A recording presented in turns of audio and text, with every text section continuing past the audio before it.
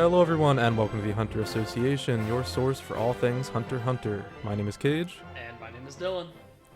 And on this week's episode we are joined by returning special guest, Radman. How is it going, Radman?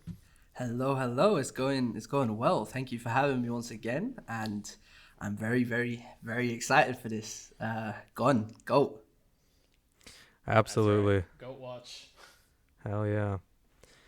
Then, of course, we will be going through our community comments. If you'd like to join in on the community and have your comment read, be sure to comment on the YouTube version on the weekly community posts. Also, be sure to like and subscribe to help grow our community of Hunter x Hunter fans.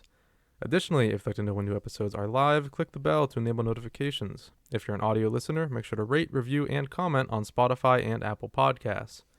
Also, be sure to follow us on Twitter at TXHXAPod, as well as Bluesky at THAPod, for podcast-related updates and to submit responses to the weekly call-out posts. If you'd like, you can also still email us at hunterassociationpod@gmail.com.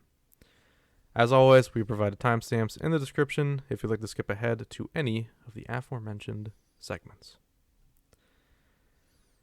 So, this week, I usually say this before that last part, but we're talking about going this week, my bad. We are doing part 2 of our character retrospective. We're doing Greed Isalnd to the present day, the present material. And of course, because Radman, the last time he was on, he said his favorite character was Gon. We had to get him on for this one, as we've been trying to do. Yes. I spoke too soon, I think, which maybe messed your flow with mentioning Gon before the other. No, that's all right.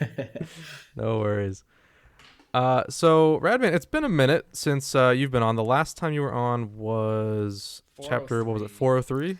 403. Yeah, so a lot has happened in the story since then. I mean, not since the hiatus, obviously. There's been nothing, but since 403, a lot has happened. So do you want to give some brief thoughts on where the story's at currently? Sure. Those are, I mean, besides the last couple, the last couple were fantastic as well, of course, but the from like 404, 405, 406, and a bit of 407 were just incredibly dense. So much is going on all over the place.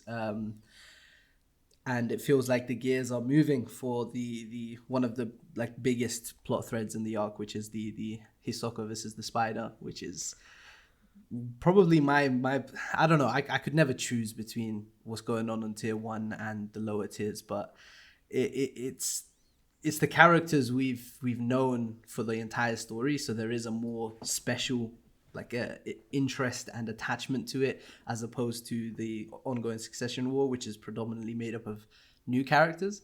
So I'm very excited to see where that goes. I feel like we're gonna reach some climaxes very soon. I don't think that the Succession War will have like a Chimera Ant structure where there will be a big chapter 263 palace invasion kind of turning point. I don't think the setting or just the nature of the arc will allow for that. But I think some plot threads, some tiers, some groups, whatever it might be, will be climaxing while others are building up. And it feels like Hisoka Krollo stuff is gonna start. I feel like some Phantom Troop members are gonna be dying pretty soon. That's how it feels to me. So very excited for that, and of course can't not mention what happened in the final chapter. That was a crazy like it just came out of nowhere with what's going on with Benjamin and Halkenberg. So I have no clue what Togashi is cooking with that, but I'm very excited to see where it goes. Yeah, he really just left us scratching our heads with that one. And who knows how long we'll have to simmer on that, unfortunately. Yeah. I need a tweet. We all do. One tweet. Just one. Just one tweet. All right, so as far as news goes, we actually do have a little bit to talk about this week in terms of Nen Impact, which is pretty much all the news we've been getting lately. The full roster was playable and is playable at EVO Japan currently, and there's been a lot of good footage coming out of that. Yeah. Not really a whole lot to talk about outside of that, honestly. It's just that it is playable. It is a new build. It has all the characters, right? Mm-hmm. But really cool stuff from what I've seen. I haven't seen too much footage. I want to seek out more. But I have seen footage specifically of like Crollo, I think, and he looks so sick. I want to play him so badly. Yeah. I saw Crollo absolutely cooking Netero in one clip. Yeah, I think I saw was that the same same clip I saw. actually. Yeah. So yeah, that character looks a lot of fun. I saw some footage of Razor as well, and he looks annoying to say the least. Yeah, about what I expected. In about the best way possible, though. So Yeah, I'm yeah. for it. He is just annoying in general, to be fair. When you think of his move set. Yeah. And all the other characters I needed to see more footage of. I'm really curious of how like Meruem plays, how Genthru plays even, funny enough. Yeah, I'm actually really curious about Genthru. Yeah. So I'll maybe have some footage or throw some footage and or photos to Kaige to put in the video version of this podcast episode. So if you're interested, go check that out. But you can really easily find what the builds and stations look like in Evo Japan if you just Google it. So that's about all the news that we have, though, aside from that. Yeah, it's exciting though. We're getting closer. Yeah, absolutely. Okay, and as per usual, we have 3 pages here of the battle for Owl that has been going on. And if you are a new listener, or if you're Radman, who we briefed on before this started, but this is a little fan comic by a listener of ours named Leo Dog, where me and Dylan are currently battling to decide who is Owl's #1 fan. And last we left off, I had revealed my Nen ability and was about to charge at Dylan and I think disable your Nen ability. Is that right? That was the implication. Yeah. All right. But unfortunately, it appears that I was stopped dead in my tracks here by Hisoka, who is doing Hisoka things. And Ilumi shuts him up and just says, "Shut up, this is getting interesting," as the crowd reacts in shock. And Dylan throws off his Crollo cowl and says, "So you can understand my abilities and turn off my Nen. That would be awful for anyone but me. You think I need Nen to fight you?" As we get a page turn of the century here. I've been training my sleeper build. Amazing. I have the DJ Tengen Championship, evidently. Yeah, let's see those stats. Yeah, awarded to the champion of the Interspecies Fighting League, LLC. Wow. Damn. Dylan, question mark. 94 KOs, 1 draw, 0 losses. Wonder what that draw is, though. I wonder what that who, is. who did Yeah, I does draw that to? imply that it's a human draw? Like you fought a human and got that draw? You beat what's this 94 magical beasts? Yeah, Yeah. it's 94 KOs the magical beast and the 1 draws to a human. So That's you kinda skewed you stats, exclusively fight magical beasts. Hey, that's No wonder you're impressive. so big. Yeah. Yeah, you're like Benjamin. Doesn't he do that? He's like fighting a lion or whatever. Yeah, you like snap the lion's neck or something, Yeah. right? Anyways, I'm huge in this panel. Yeah, that's what he looks like in real life. Yeah, obviously. Kaige explains that's not even how muscles work. He doesn't know anything, guys. Look at this guy. And where did you get that belt? As a fist goes flying towards his face. That is a great question. Maybe you conjured the belt. Maybe. Then belt. And I then get punched in the face hard, and I get sent flying into the wall. We have some new signs in the background. One says, "I don't like Hunter x Hunter." Interesting. Shalnark is greater than Kaige. That's fair. And my favorite reoccurring character is this guy who keeps crossing out whoever is losing and cheering for the person who is currently winning and is currently on Dylan. That is awesome. I love that guy. That's my favorite character. Yeah, how deep will it go?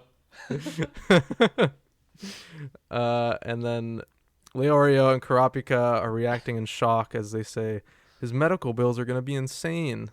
And yeah, that's definitely what I would be thinking about in this moment too, personally. Yeah. Definitely. But thankfully, I peer behind Dylan and say, "Man, sure am glad I'm not that guy." So Ooh. another cliffhanger, guys. What's going on? What ability am I using here? Well, you've already turned off my Nen. I don't know what else you can do to me. But yeah, it's kind of busted. So yeah, that's where we're left off. This was intense, I gotta say. yeah, I'm curious for what's next.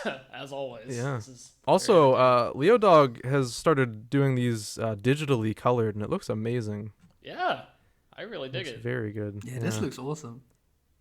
Yeah. All right, so that's all we got for this time. We'll probably pick back up next week if he decides to do more pages. Yeah. Alrighty, and with that, I think we're just ready to dive into Going. Everybody ready? Yeah. Ready. Let's go ahead and get into it. All right.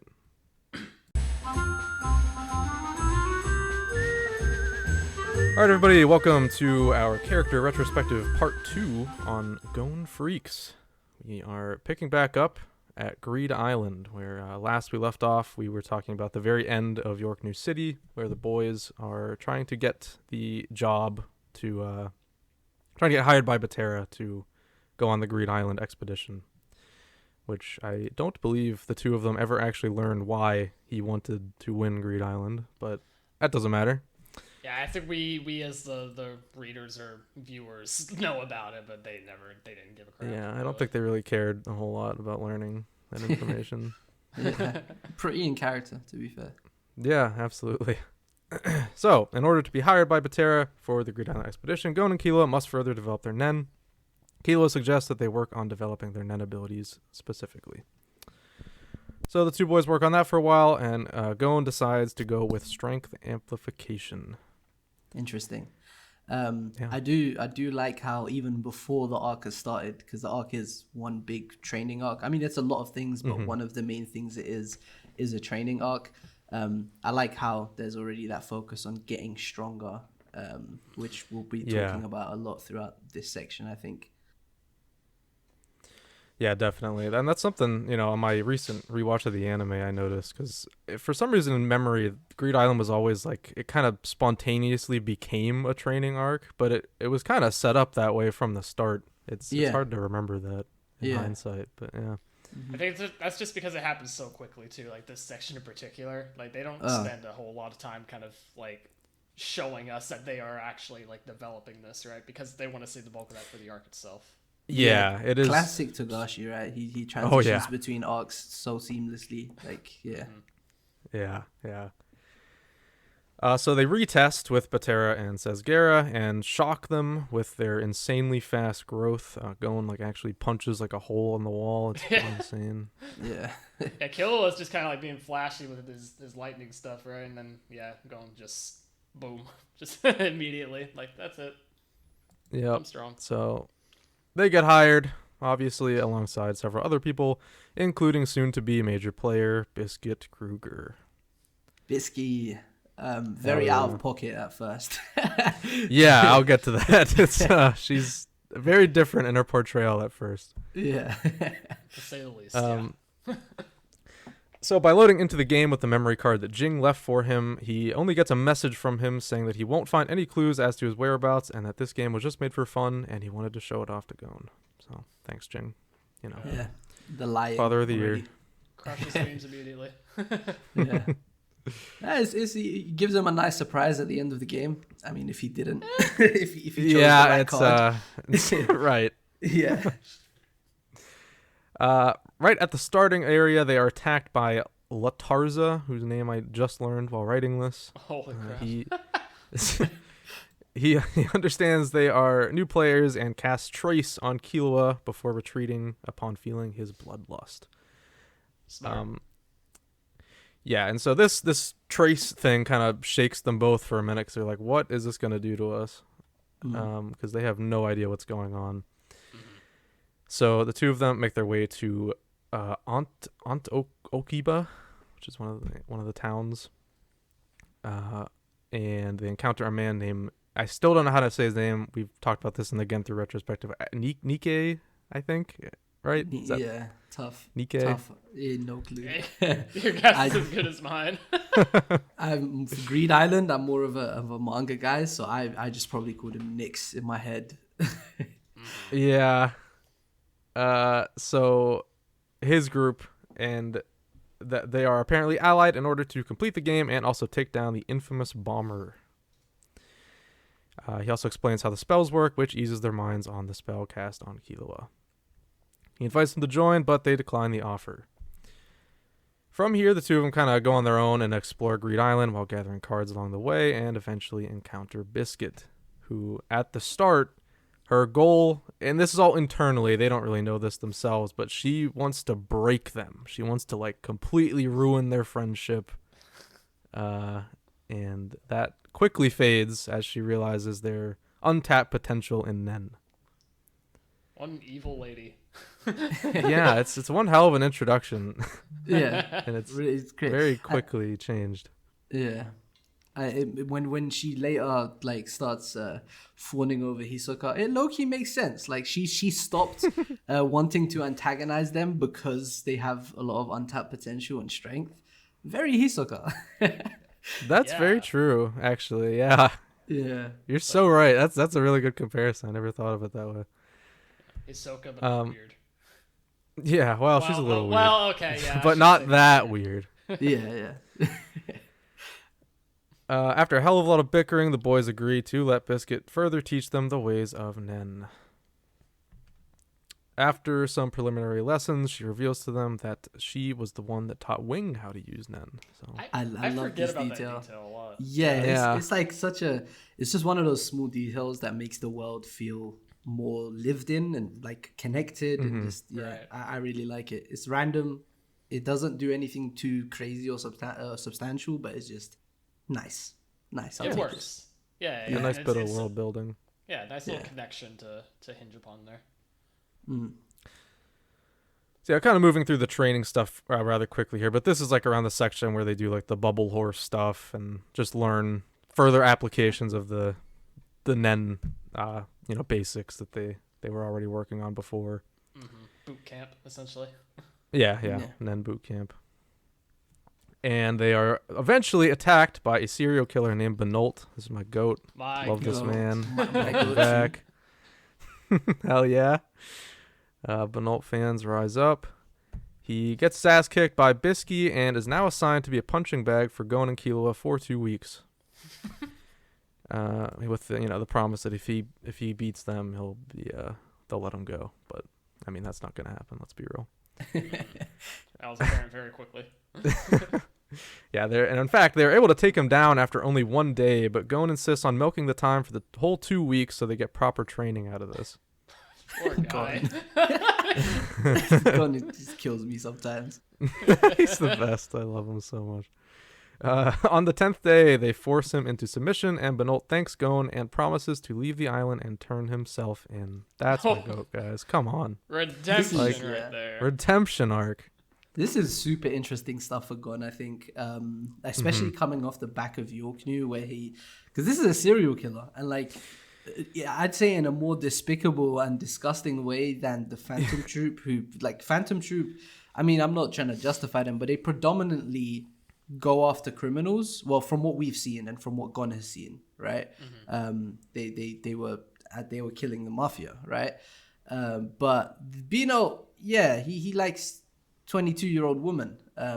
So it's a bit of a different complexion there. But not only does Bino thank Gon, but Gon also thanks Bino. But it's very interesting how he rubs off on him, and Bino has this small little redemption arc for himself. Very cool stuff. I like it a lot. But I think it does do a lot of legwork and setup for Chimera Ant and just establishing Gon's mentality and not necessarily moral code, but just how he engages with other people. I think he has a very flimsy kind of way of looking at other people and perceiving other people as kind of like, I'm going to thank this serial killer because he was helpful to me. Right. Thank you. You helped me out. I appreciate you. Yeah. You must be a good guy, So, yeah.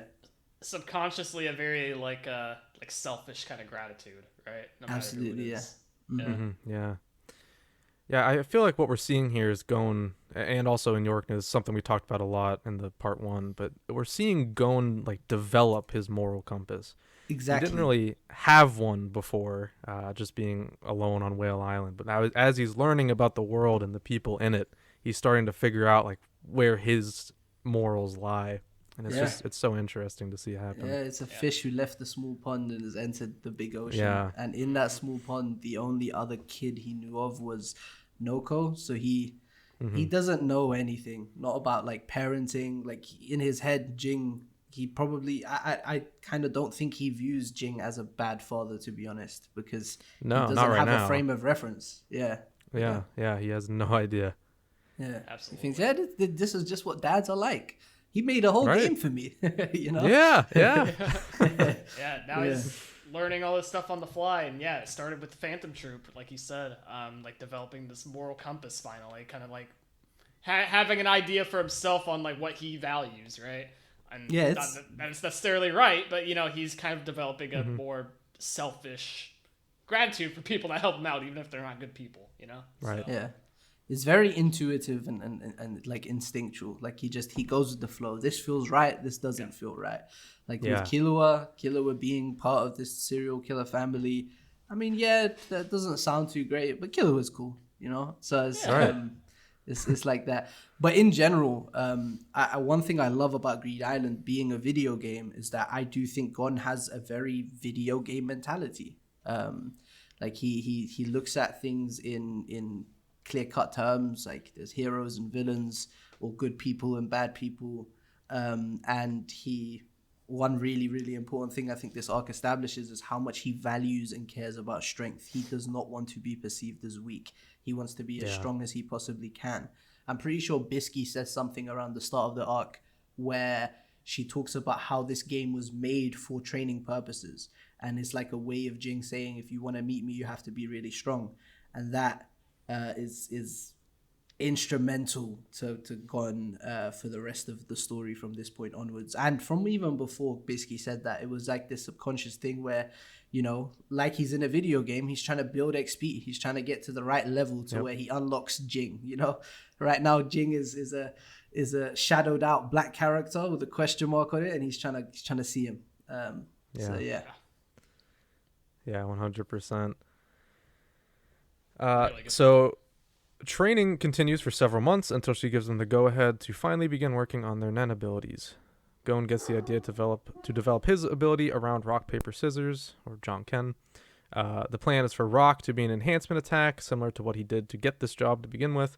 Paper would be a projectile emission attack, and scissors will be a close-range transmutation cutting attack. He struggles. Which is the one he struggles with at first? Actually, is it the? I think it's paper. I think. Paper. I think it is paper. Yeah, makes sense as well. I think that's the furthest away from enhancement on the chart, if I'm not wrong. Yeah, I'm pretty sure. Yeah. Eventually, after more training, I'm skipping through a lot of the training, but it's training. You know what happens. Eventually, Abangane informs the trio on what's going on with the bomber while they've been training, this is another like funny realization. Is like, I mean, from Gon's perspective, who is the bomber at this point? Like they're not even doing any of that. Even Abangane, who's Abangane to him? Exactly. Yeah, we're talking about him here, but who is this? Gon is like, this is just another player in the game, not knowing that this is the exorcist who's undoing the entire last arc of progress. Yeah, I know, it's insane. So they agree to help him going forward with taking down the bomber. Not long after this, they see Chrollo's name in the player list in the book. This is obviously very concerning to them, but after Killua contacts Kurapika about it, they stop worrying about it because he explains that he will never be able to use Nen again. Even with the explanation of Nen Exorcist, Kurapika doesn't seem too concerned about this at the moment, which that's kind of crazy. Maybe he should be. It's interesting. I obviously this is a Gon discussion, so I wouldn't want to go too deeply into this. Right. But I do think this does just tie in with Kurapika's current material. He kind of seems to have moved beyond the Phantom Troop in some ways. Right. I feel like he's more concerned with retrieving all the eyes, and he's kind of looking past hatred and vengeance. But I don't expect that will go too well. I don't think he'll have that happy ending. But we'll see. I don't think he's too concerned with the Phantom Troop at the moment. and that's why he behaved like that there, because that was the start of, well, that was in the process of this kind of transition to not caring as much about them. Still does care intensely about them, I'd say, but not as much as he did in Yorknew. See, I think the catch though is that when he inevitably does have to confront the spiders again, it like the switch is gonna like turn on again. You know, possibly, like, yeah. I think that is very possible. Yeah, I'm very excited to him finding out they're on board, but I could see there being like a surprising reaction to it where he prioritizes other things but gets forced into it, forced into having to care, which would be very like way more tragic to me, like if he's actually like mentally moved on but it's forced by circumstance to have to go through with it. But too off topic, sorry about that little tangent. No, that's okay. Happens. It is an interesting point of discussion because it just seems so weird in the moment, but like knowing more context now, I think it does make more sense, at least as much sense as it can make given what we know. We don't get to see Kurapika much during this time, unfortunately. In fact, this is actually the last time we see him until the Succession War, right? Yeah. So that makes me feel like it's even more important of a scene. I'm gonna have to go comb through that and try to like overanalyze the hell out of it. There's a lot to pick. There's actually a ton to pick up on in that scene. It's really interesting. It's like you can learn a lot about some implication of what's going on with the Nostrad family at that point too. Oh yeah. It's super interesting stuff. It's all very vague, but there's a lot to see. Interesting, yeah. There's so many theories about Neon's killer and whatnot. So I'm gonna have to dig into that. Anyways, going. So from this point on, they are simply collecting the specified slot cards to attempt to complete the game, eventually hitting a brick wall when faced with getting the Plot of Beach card from Razor. This card requires a group of 15 people to participate, but after their initial group gets annihilated, they lose the motivation to try, leaving only Gon, Killua, Biscuit, and Gorenu. I really like this. I really like a lot of the arc has this, but this is maybe I might be misremembering, but this is the first moment Gon is playing the game as he thinks it is intended to play. He has this conversation with Killua earlier on where like Jing right at the start, as you mentioned, just tells him, you're not going to get any clues about me, but just enjoy the game. I made this game for you to enjoy the game. And Gon now is operating in this headspace where he's like, everyone playing the game should genuinely enjoy it, right? And the scariest thing about the game isn't like the game itself and the risks of that, but it's the player's willingness to take cards by hurting others. I think he says that word for word. And he's really hurt by the fact that people are not playing the game the way he thinks it should be played. And Killua has to rein him in and tell him, well, that is, that's not against the rules. Jing made this game. He didn't make that illegal in the game. You can play it that way if you want to. They just have a different play style to you. But Gon, being the stubborn person he is has this very like kind of one-track mind when it comes to how things should be engaged with. And here he thinks of the game as something that people should be enjoying together. And I like this because it's the first time he's working together with other people in the game, and they're all playing together for a shared goal. And it's another reason why Genthru is such an effective antagonist in this arc, is because his existence is the complete antithesis of what Gon thinks this game should be. So yeah, I like this stuff a lot. Dodgeball game is amazing for a bunch of reasons, but just the fact that it's this team play in general, I think is reflective of the arc as a whole. Mm-hmm. Yeah, that's for really sure. Good perspective. Yeah, it absolutely is. And we'll talk more about the Genthru thing here in a moment. But so the four that are left brainstorm to find potential teammates to in their contacts, and eventually Gon convinces everyone that they should go talk to Crollo, who they believe is just somebody kind of using his name. Of course, it ends up being Hisoka. We all know how this scene plays out. I'm good. No comment. Let's continue. I'm already regretting saying, he might be challenging Gon for the one spot. Yeah, let's continue. They convince Hisoka to help them, and they go to face Razor once again after getting Sesgera's group and a bunch of randos to fill in the other required participant slots. The iconic dodgeball game then takes place, and after a hard-fought battle, they are victorious, and Razor tells Gon everything he knows about Jing, which isn't really a whole lot, but it makes Gon happy, and that's all that really matters. It's just like, yeah, he saved me. That's pretty much it. Dodgeball. Yeah, This stuff dodgeball. is incredible. Yes. Incredible. One of the best moments in the series. I think we can all agree there. Yeah. Just really like amazing setup for where Gon and Killua's dynamic will go in the next arc, with Killua just taking everything on silently and just letting himself be hurt. And Gon letting it happen also. And Gon knowing about it and letting it happen. Yeah. And even there's one line I really love. It's where he feels offended by Razor in the midst of the game, and he specifies, I have to crush him. I have to do this because this is a game my dad made to test me, and I have to win. I have to do this. Like it's kind of sad, and it's one of Gon's most potent flaws, I think. But even though they had this conversation after Heaven's Arena back on Whale Island, that like Killua would tag along until he finds his own purpose, right?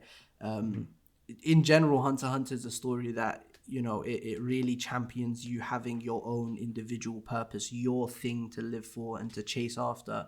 Of course, the detours are everything, but in order for there to be valuable detours, there has to be a destination as well. You can't have the detours without having that end goal as well. Like what are you detouring from, right? Killua doesn't have that end goal. He's just coasting along with Gon, and Gon is he knows this, and he kind of subconsciously, I wouldn't say look down, I don't want to be harsh. I mean, he's for the most part, he's a pretty good friend, but it is one of those little toxic flaws in their relationship where he's like, this means nothing to Killua, this means everything to me, I have to do this. And he's not involving his best friend who is putting his life on the line for him. And obviously that comes to a boil in the next arc, which I'm sure we'll be talking a lot about. Yeah, and again, it's a gradual boil as well. It's not like it slowly builds up over time. Even though he is a good, like, he's not like the worst person in the world, and he is like a decent friend on surface level. You know, it's these small little things that build up over time. That Chimera Ant. Yeah, for sure. And I really think the best word to describe it with is, and it sounds harsh, but it's I think Gon is taking advantage of Killua, and I don't think either of them really realize it, which is what makes it kind of sad, because Gon's just acting on instincts, and Killua doesn't know what a friendship is. Yeah, so they're both of them just, don't. They're just kind of they're forming their own unique bond, and neither of them really know how to feel about it, which is it's sad. It's sad. No hard feel, like it's not like personal from either of them. It's just right.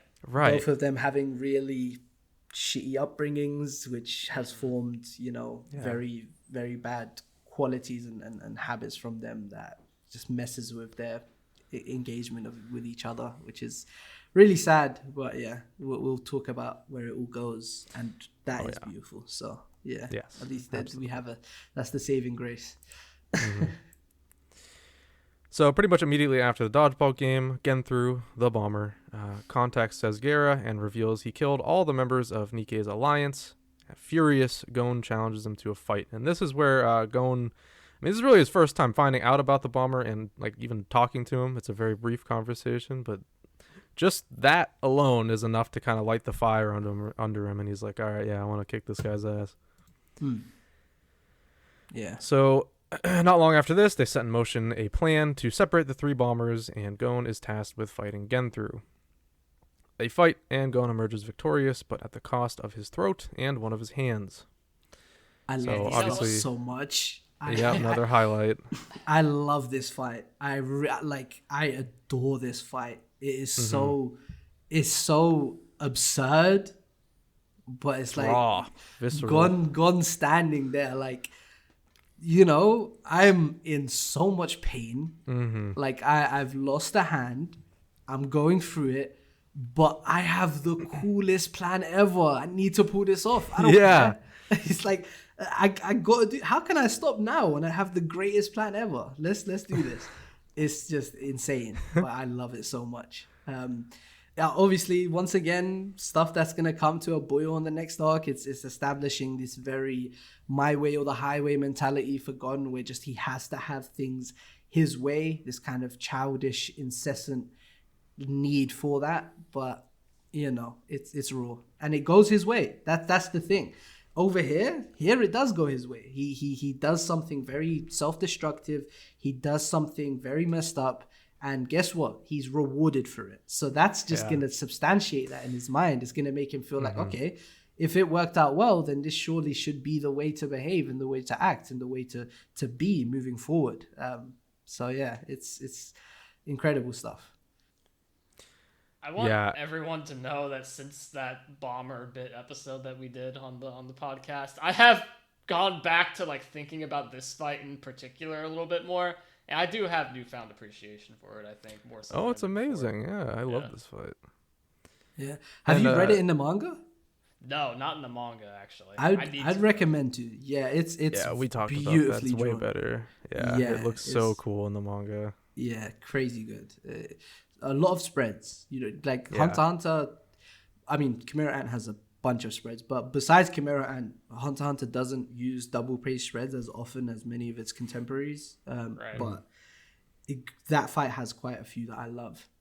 So yeah, it stands out for that reason. Definitely gonna have to give it a shot. Yeah, and something while you were talking, Radman, I just realized that this fight is also kind of video game like in nature, in the sense that it feels like it's in like, I don't know, like a Elden Ring or Dark Souls or whatever, when you got them on like the last bit of health and you have this idea that will for sure take them down and you just keep tanking hits while you try to make it happen. Yeah, it's kind of like, in video games where you have certain games where certain bosses, even if you get them down to 0 health, you can't kill them until you achieve like a certain objective in the fight. You have to shoot this arrow and trap them or whatever it might be. You have to. There's a certain objective in the game, like a Zelda fight, like a fight in a Zelda game. So it is very video gamey. Yeah, I never really thought about that till now. Even so just after like the battle. Oh, go ahead. Sorry. Yeah, even just like the Gon not caring about how much he's hurt because I have a health potion.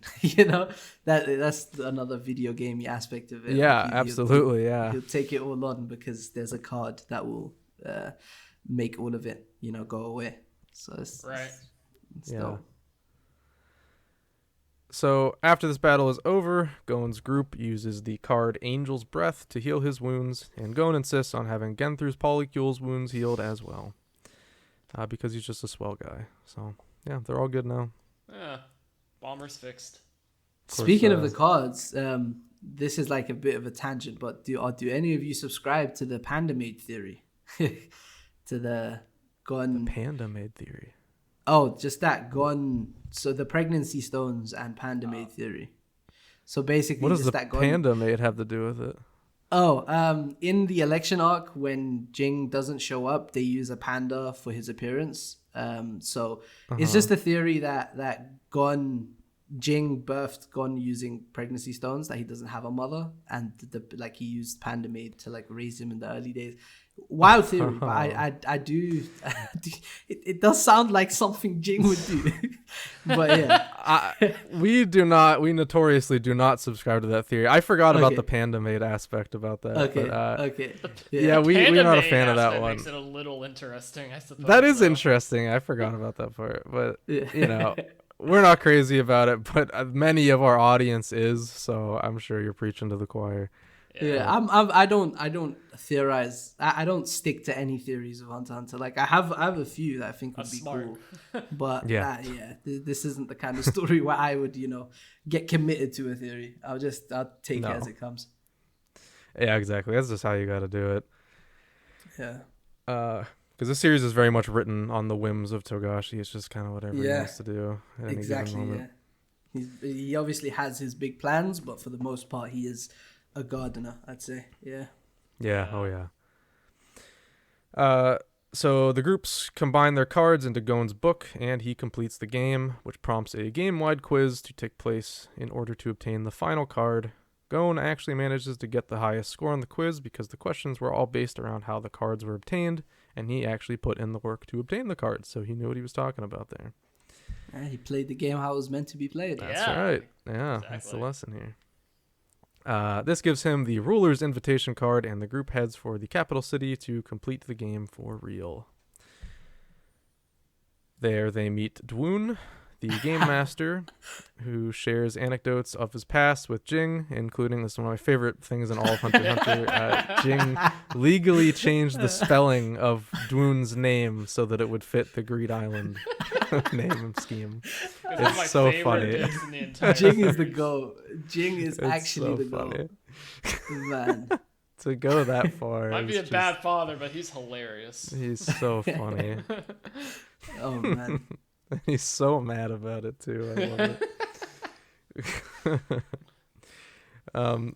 So he gives Gon the ruler's blessing card as well as the container in which to transport the 3 cards to the outside world with. He then asks Gon if he wants the generic ending or the special one made just for him, and Gon goes with the former, unaware that there isn't even another ending anyways. Ooh, super interesting detail here. I really like Yeah. that. It's like, once again, I do think, while he does, obviously care a lot about Jing, he doesn't really view him in father terms. He more so views him as this legend that he wants to meet. It's obviously he does say, I want to meet my father in multiple instances, like the first chapter or against Hanzo. But it's he doesn't really register it mentally as, I want to meet my dad. This is like a special bonding thing with my dad. It's more like, this legend who is connected to me, am I worthy of being in their presence, sort of thing. So he takes the generic one instead of the special one for that reason. It's really cool little detail. And we're also at the point now, this is post the Whale Island revisit, where Gon comes to the conclusion there that he wants to call Jing instead of Dad from that part on. So it's we're seeing a new way of viewing him at this point. Yeah, absolutely, yeah. So the 3 each pick a card to take to the real world, except for Killua. This is a detail I always get hung up on. Killua just uses his choice for Gon. He doesn't get to pick his own card. Yep. Yeah. Yeah, little thing there. Always interesting. Just a little thing. Yeah. The cards chosen are Blue Planet for Bluesky. That's what she wanted from the beginning.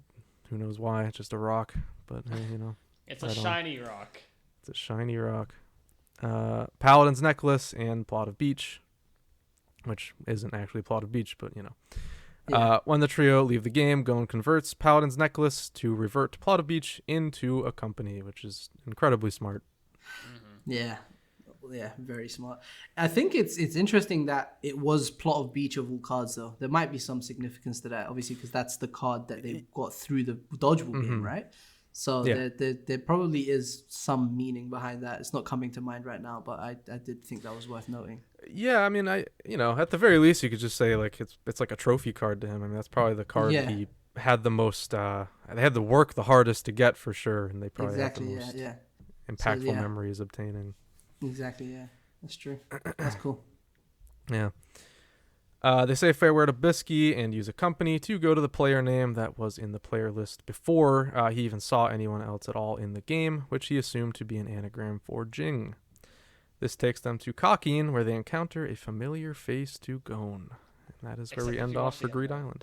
Yeah, unless you watch the anime, then who the hell is that guy? But, yeah, that's Greed Isalnd. Gon is... he's a pretty straightforward character in this arc. He doesn't go through a lot of change, but I think that's very intentional because he's about to go through a ton of change in this next arc. Yeah, I think it's less so change. He doesn't go through change, but we get to know him a lot better at this current stage. Yeah, exactly. Yeah, this is solidifying the character in our minds for him to be taken apart. Systematic. Exactly. Yeah. Yeah.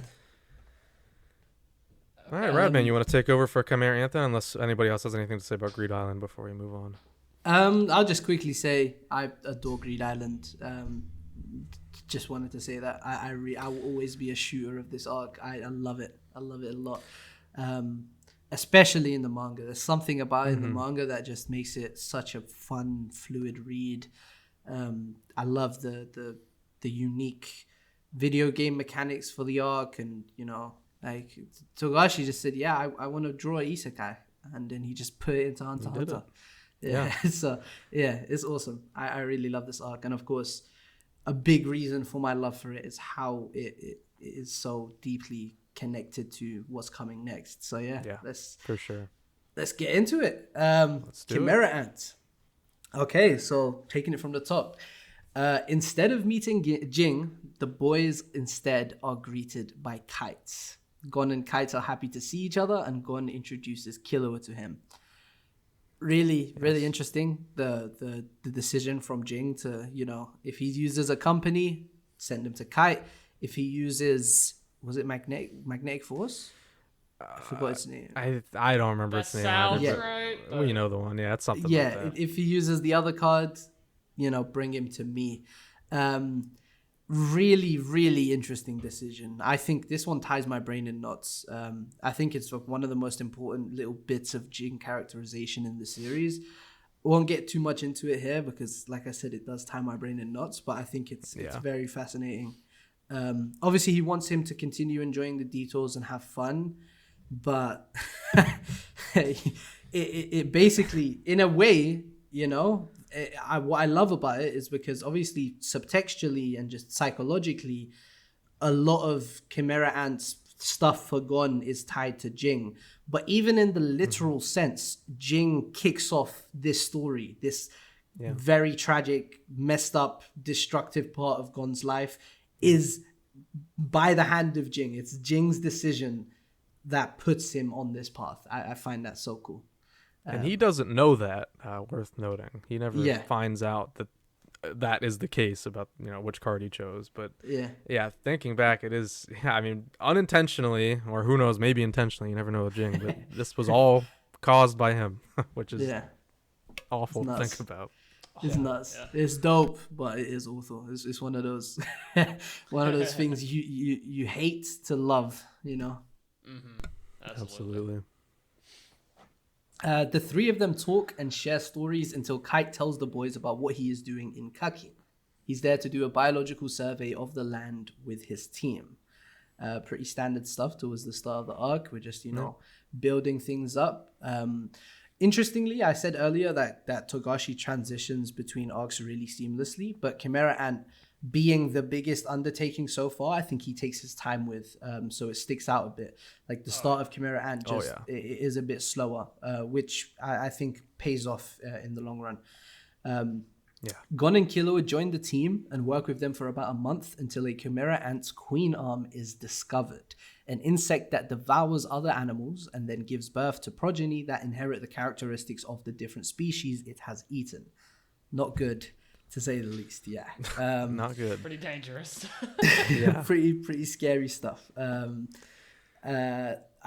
forgot the exact details of their interaction, but there is like a really cool scene with Gon here where Kite kind of questions his mentality. Like Gon says something about, why don't we just kill the ants now, or something along those lines. I forgot exactly. Something there. I know what you're talking about. That might have been worth noting, but I didn't get that in there. Yeah, no worries. Kite believes that this arm washed ashore from a nation called NGL, or Neo Green Life. The gang heads there and has to change their clothes to fit the nation's natural lifestyle. They get into maybe my favorite outfits for them in the series. Hands down, my favorite. I love them.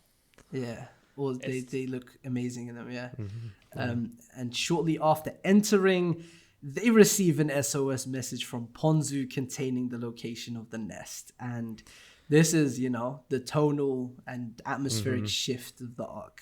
Ponzu, I would say it's that death that, really shifts things into next gear. Yeah. It's like, what an amazing use of those two characters, by the way, to bring them back just to kill them. It's, it sounds insane on paper, but it works so damn well. Yeah, it's like perfectly consistent with the kind of hunters they are, like who they were, why they would be here. You know what I mean? It doesn't feel like it's just unnaturally wedged in. It's like, no, they're here, makes sense, and yeah, it's sad. It is. It's very sad. They first run into an ant named Rammet. Low-key goat. I like my boy Low-key? He's very entertaining screen presence. He is. He's a madman, but he's very fun on screen. But yeah, they run into Rammet, and Gon and Killua completely humiliate him, which impresses Kite. Rammet is saved from death by Colt, which will prove to be a problem, as you know, we'll talk about later on perhaps. The trio discovers the hidden side of NGL, a narcotics factory once commanded by the former kingpin of the country, Gyro. Inside, they encounter Yunju and two of his lackeys. This is a fight. The stuff with Yunju. Yeah. Each of the boys fight one of the ants, and Gon wins his fight by cutting the ant in half with scissors. Beautiful arts in the manga. When Kite pulls out the scythe, oof. I think Kite fights Yunju, and amazing stuff there. Yeah. Is this the only time that Gon used scissors, by the way? I think so. I was trying to think of that, but yeah, I'm pretty damn sure it is, and it's a cool usage. But I think we get spread out of it at least. Yeah. I'm 99% sure it's the only time he uses it. Yeah. That's funny. Killua is cold in this scene as well. Oh my god, yeah, he turns back into like Hunter exam Killua for a second. It's so quick. I love it. Yeah. From here, the gang heads in the direction of the nest, but are stopped by a large group of ants led by Hagia. They all wish to do one-on-one fights with the three, and Gon is tasked with fighting an armadillo-looking ant named Barrow. He crushes him inside his shell. It looked pretty brutal. That is still insane to me that Gon did that. Like, holy hell, bro. It's crazy how the training arc has continued though. Like they're still training busy. He's still getting stronger and stronger and stronger with every encounter they face. It's effectively a training arc, except like the stakes are you die if you fail. So yeah, exactly. Exactly. Pretty cool. Yeah. Kite flexes on the rest of them and calls it a bad roll, and then scares off both Hagia and the other high-ranking members of the cell. Unfortunately, as they draw near the nest, one of the royal guards, named Neferpito, makes their debut by immediately taking off Kite's arm. This is where the roller coaster starts. What an introduction, huh? God damn. Yeah, insane. Them legs, bro. Them legs. Dude, yeah. I love how the anime does their legs. It's so cool. The anime cooks. Yeah, the sound effects.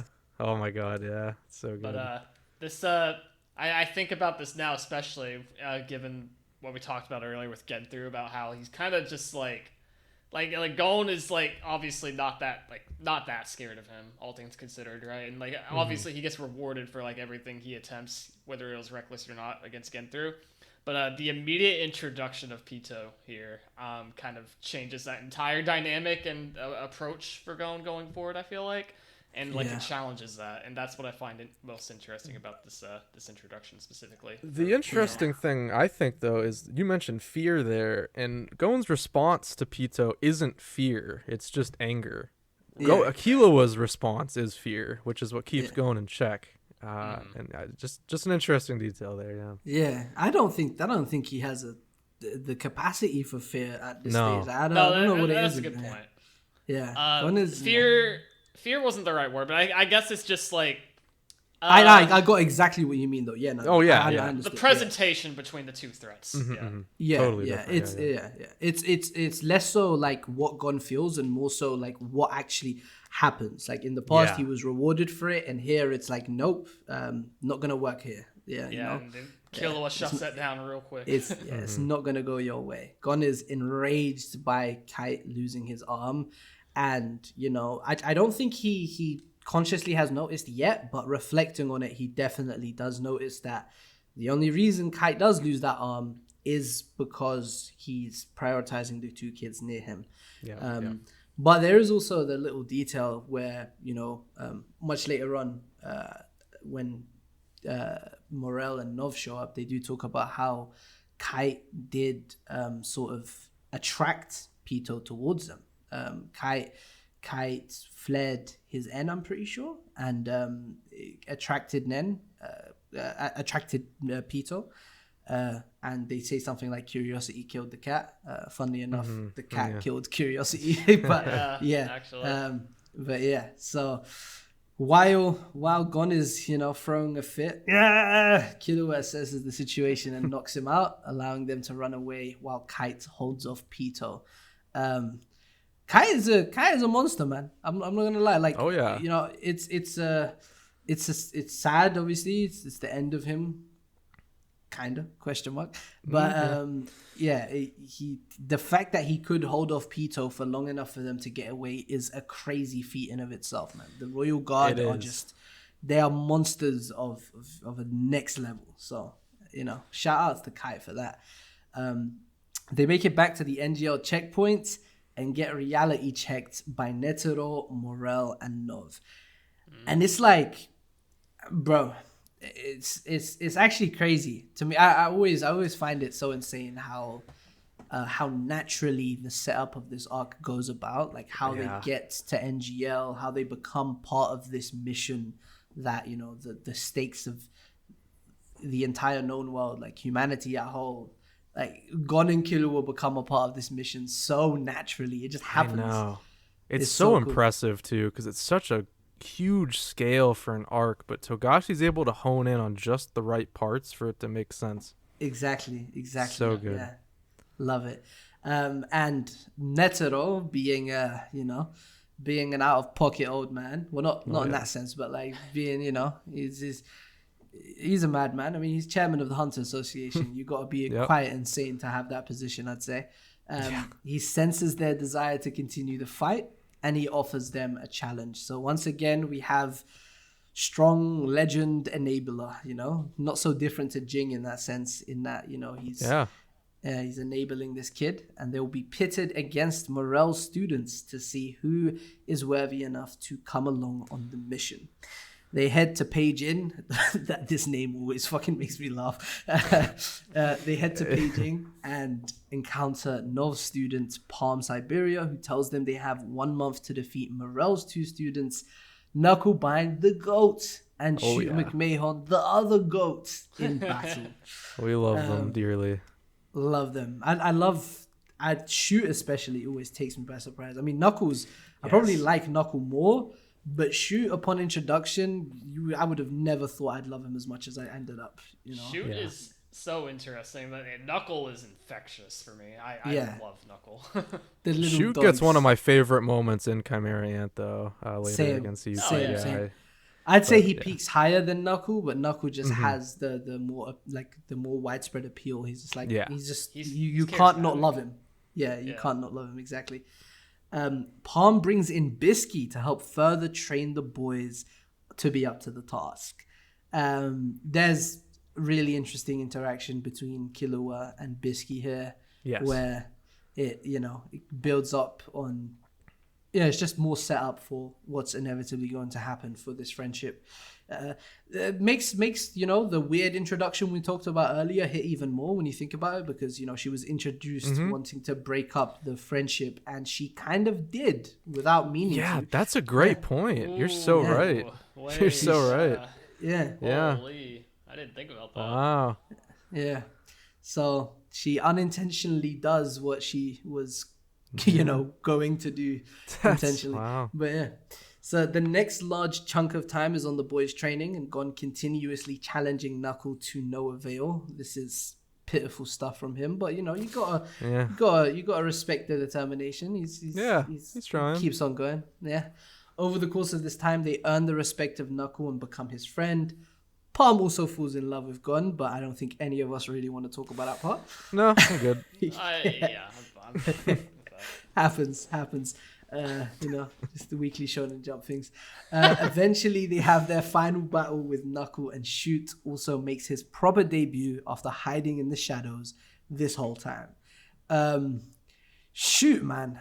Like, dude is scared at this point, and we know like Shoot and Nov kind of have inverted arcs in this in Chimera Ant. Yeah.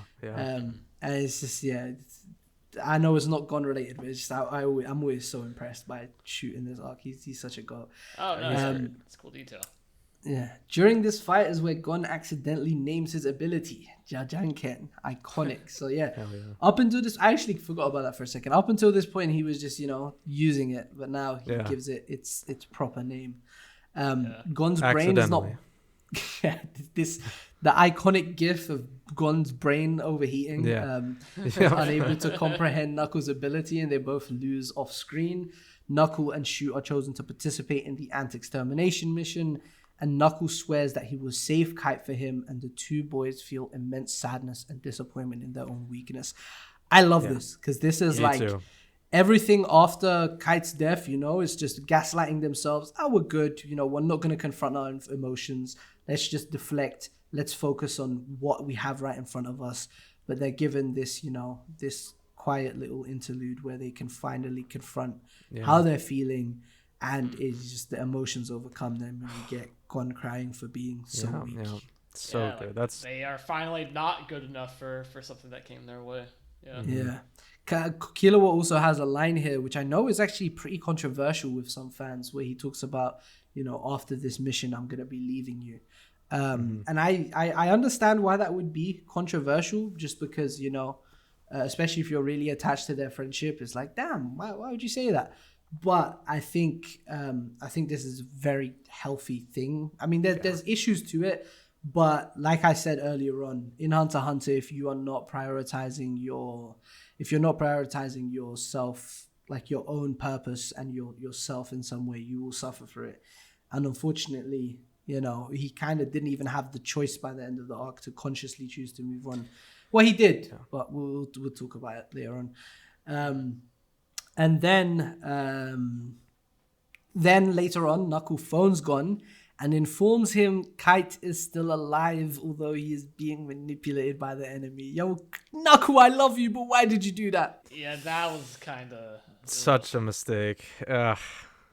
I mean, I guess maybe the argument there is that like Knuckle doesn't know Gon that well enough to know this is like a bad idea to kind of plant in his head. But of course, of course. Like, in general, it's like, you can't really blame Knuckle for it. It's just unfortunate, sad. Yeah, I hate to see it. A domino effect you do not want to happen, and it happened. Yeah. Palm is upset about the fact that they lost, and makes Gon go on a date with her to make up for it. We're not going to spend a lot of time on this part. But, Killua has a fantastic moment here, which I do think ties into what I just spoke about. And I think what Killua does, I think this is like a really cool case of gaslighting in like a positive way, but it turns out to be negative. I think like the whole I'm going to leave you after this, I think after he takes out the needle, Killua tells himself, okay, I was tripping. It was just my brother's manipulation. It was just my family's shadow over me that was making me think this way. Mm-hmm. But he was on the right track.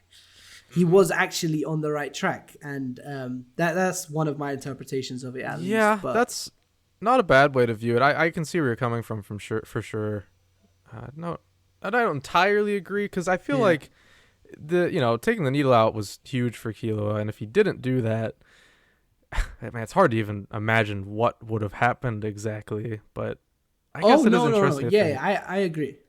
I agree fully. Absolutely agree that, the arc would have gone very differently if he had. I think he would have abandoned Gon, and I don't think he would have stuck through until the end of the mission.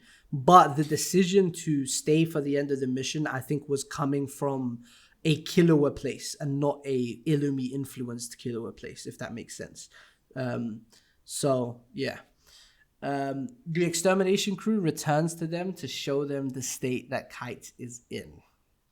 The sight of Kite's scarred body raises an unbearable sense of guilt and anger in Gon, who lets the training puppet strike him over and over. This stuff is just brutal. And eventually he hugs him and tells him that he promises to fix him.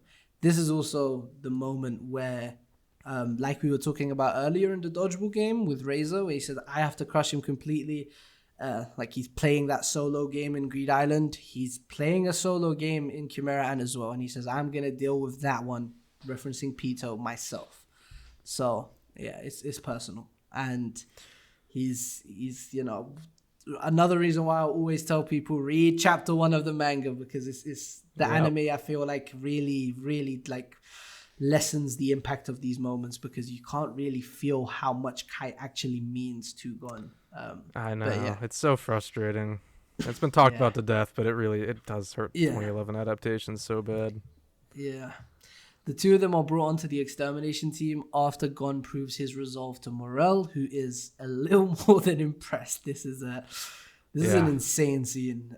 It is. Like I in my recent rewatch, I got a newfound appreciation for that moment, because like it's holy hell, he was ready to kill that man. Yeah. Like very, very necessary, I feel like, as well, because it just from like a battle shonen power scaling perspective, it's like, what he goes on to do later in the arc, there is like a suspension of disbelief there. It's like, holy hell, what he does is unbelievable. But it's little moments like this that show that he had that, he had that potential all along. Mm-hmm. Morel is not a joke. This is one of the most powerful characters in the entire story. So for him to be able to put the fear of God in this man, it's a crazy feat for Gon. And I like that it really sets the stage for what's coming. They're tasked with taking down Pito, and the group split up, and eventually even Gon and Killua split from each other, which is when Gon meets Melioron, who he forms an alliance with. This has that one crazy Gon scene. Which one? The one where he tells Melioron, if you play with me, I'll just kill you. Yeah. His eyes, he has that dead eye stare. Yeah, he just gives him that look. He does what he just did to Melioron with just the words this time. The two of them end up meeting back up with the others, which also includes an ant that Killua befriended named Ikalgo. The goat! The goat. Well, the octopus, but the Octogoat. The raid is approaching, but Gon can't stop worrying about Palm, who was sent to infiltrate the palace early. She has yet to contact them at all, and he feels she should have by now. He continues to have her on his mind right up until the final minutes of the raid. So I think this is really important. I like that you noted this down, like super important, because it's like there's still, Gon. It's a reminder that, like, I mean, even with later stuff, we do constantly feel that Gon is obviously just a kid. He's still a caring dude. He is like 95% of him is good. He just has these negative traits that bubble to the surface sometimes and come to a screeching like point at this arc. But he's a good kid. I feel like sometimes, the fandom can get too deep into characterizing him as this monster. I don't think that's Togashi's intent at all. I feel like that's missing the point and missing the forest for the trees. But it is true that at the last minute, right when they're about to storm in that chapter 263, Killua looks to his side and he sees a monster. To put it like he does see a monster, right? He locks the hell in and they storm the palace. And I had to note this scene just because of what you're saying there. Like, it's just, this is the moment where Gon just loses himself. He is a different person from this point on till the end of the arc, because he stops worrying about everything he was worrying about up until that point and just hones in on what he has to do in this moment. Pinpoint focus. Yeah, absolutely. Yeah. He switches the flick on, and it's that he flicks the switch on. They storm the palace, and after Gon and Killua make it past UP, which, by the way, the art in this section is fucking unreal. So that one spread page turn, the two spreads back to back, insane. I love it so much. Everything about the palace invasion and both the anime and the manga I love dearly, but the manga is just so like you just feel it. Yeah, it's cinematic like nothing else in the story. Mm-hmm. They find their way to a balcony of the palace where they spot Netero and Meruem. This is the only time Gon sees That's Meruem. right. Yeah. Worth noting. Yeah, the only time. Yeah. The only time Gon sees Meruem in the entire arc. And Netero, this is like one of my favorite little scenes in the entire story. Genuinely. It's just the most simple gesture. It's literally a meme. The GIF is a complete meme, but the actual meaning of this is so impactful. He just points him into the direction of Peter. He's looking at this raging beast, and he's like, "Yeah, your food's over there." With a smile I on know his what you face. want. Yeah. He's And like, dude, you called you had referred to Netero as an enabler earlier, and that was like, that's it. Oh, yeah. That is exactly what he is. He's just enabling Gon all the time, even as early back as Hunter exams. Yeah, absolutely. Yeah. I like to interpret that as like Gon like reminding Netero of like himself, basically the entire. Oh, time, absolutely. like, I think one of the most underrated aspects of Chimera Ant is the Gon and Netero dynamic. People always talk about like Gon and Meruem's parallels and dynamic, and of course that stuff is amazing, and there's a lot of value to it. But they always miss Netero's part of the picture, because it's like there's a whole adult-child theming there going on, and Gon and Netero are so similar. And Gon going into his adult form and yada yada. It's just, there's so much like that is basically what he would have become if he did the Netero training. That's what Netero's backstory is, right? But yeah, let me not get too deep into all that. Well, the thing I love about it real quick is just the fact that like most of their relationship, if not all of it through this arc, is just unspoken. It's just kind of like they're just feeling each other's vibe, and they get it. Like, they know. They are in. It's crazy to say, but they are kindred spirits in a way. Like they kind of see things in a similar way. And from this point on, Gon only has one thing on his mind. He leaps over to where Netero pointed, and Killua can already see the change in Gon. Before going inside, they run into Zeno, who tells them to judge for themselves what is going on inside. Oh wow, this sets the tone so well. Yeah, like you have the former head of I don't know, was Zeno ever the head of Zodic? I'm not sure. Good question. I don't know. I don't think we know. Yeah, I don't think we know. But we have, basically, a pseudo head of the Zodiac. He's basically on an equal status to Silver. It's someone who's, the head of this assassin family, who's probably killed more people than he can count. Telling themselves, you judge for yourself what's going on inside. Obviously referring to Gon, obviously referring to what Gon is about to see, which is Neferupito crouching over Komugi, a character that none of them know at all, literally none of them. I think there was one, I think they had like one note, like the group didn't know about it, but there's an unknown factor.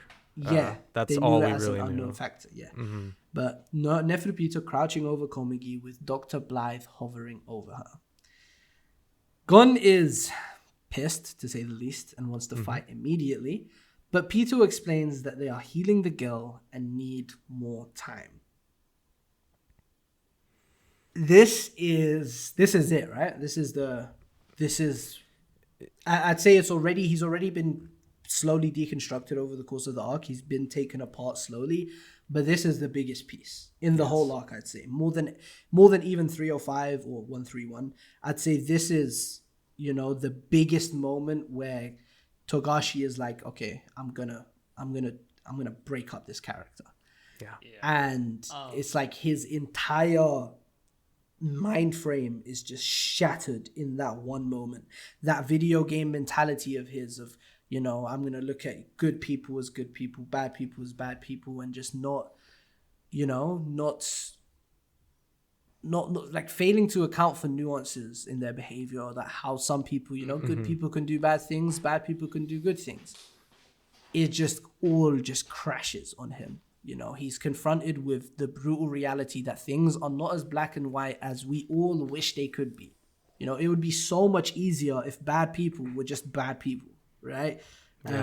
Yeah. It would make life so much easier, like even beyond fiction, right? You know what I mean?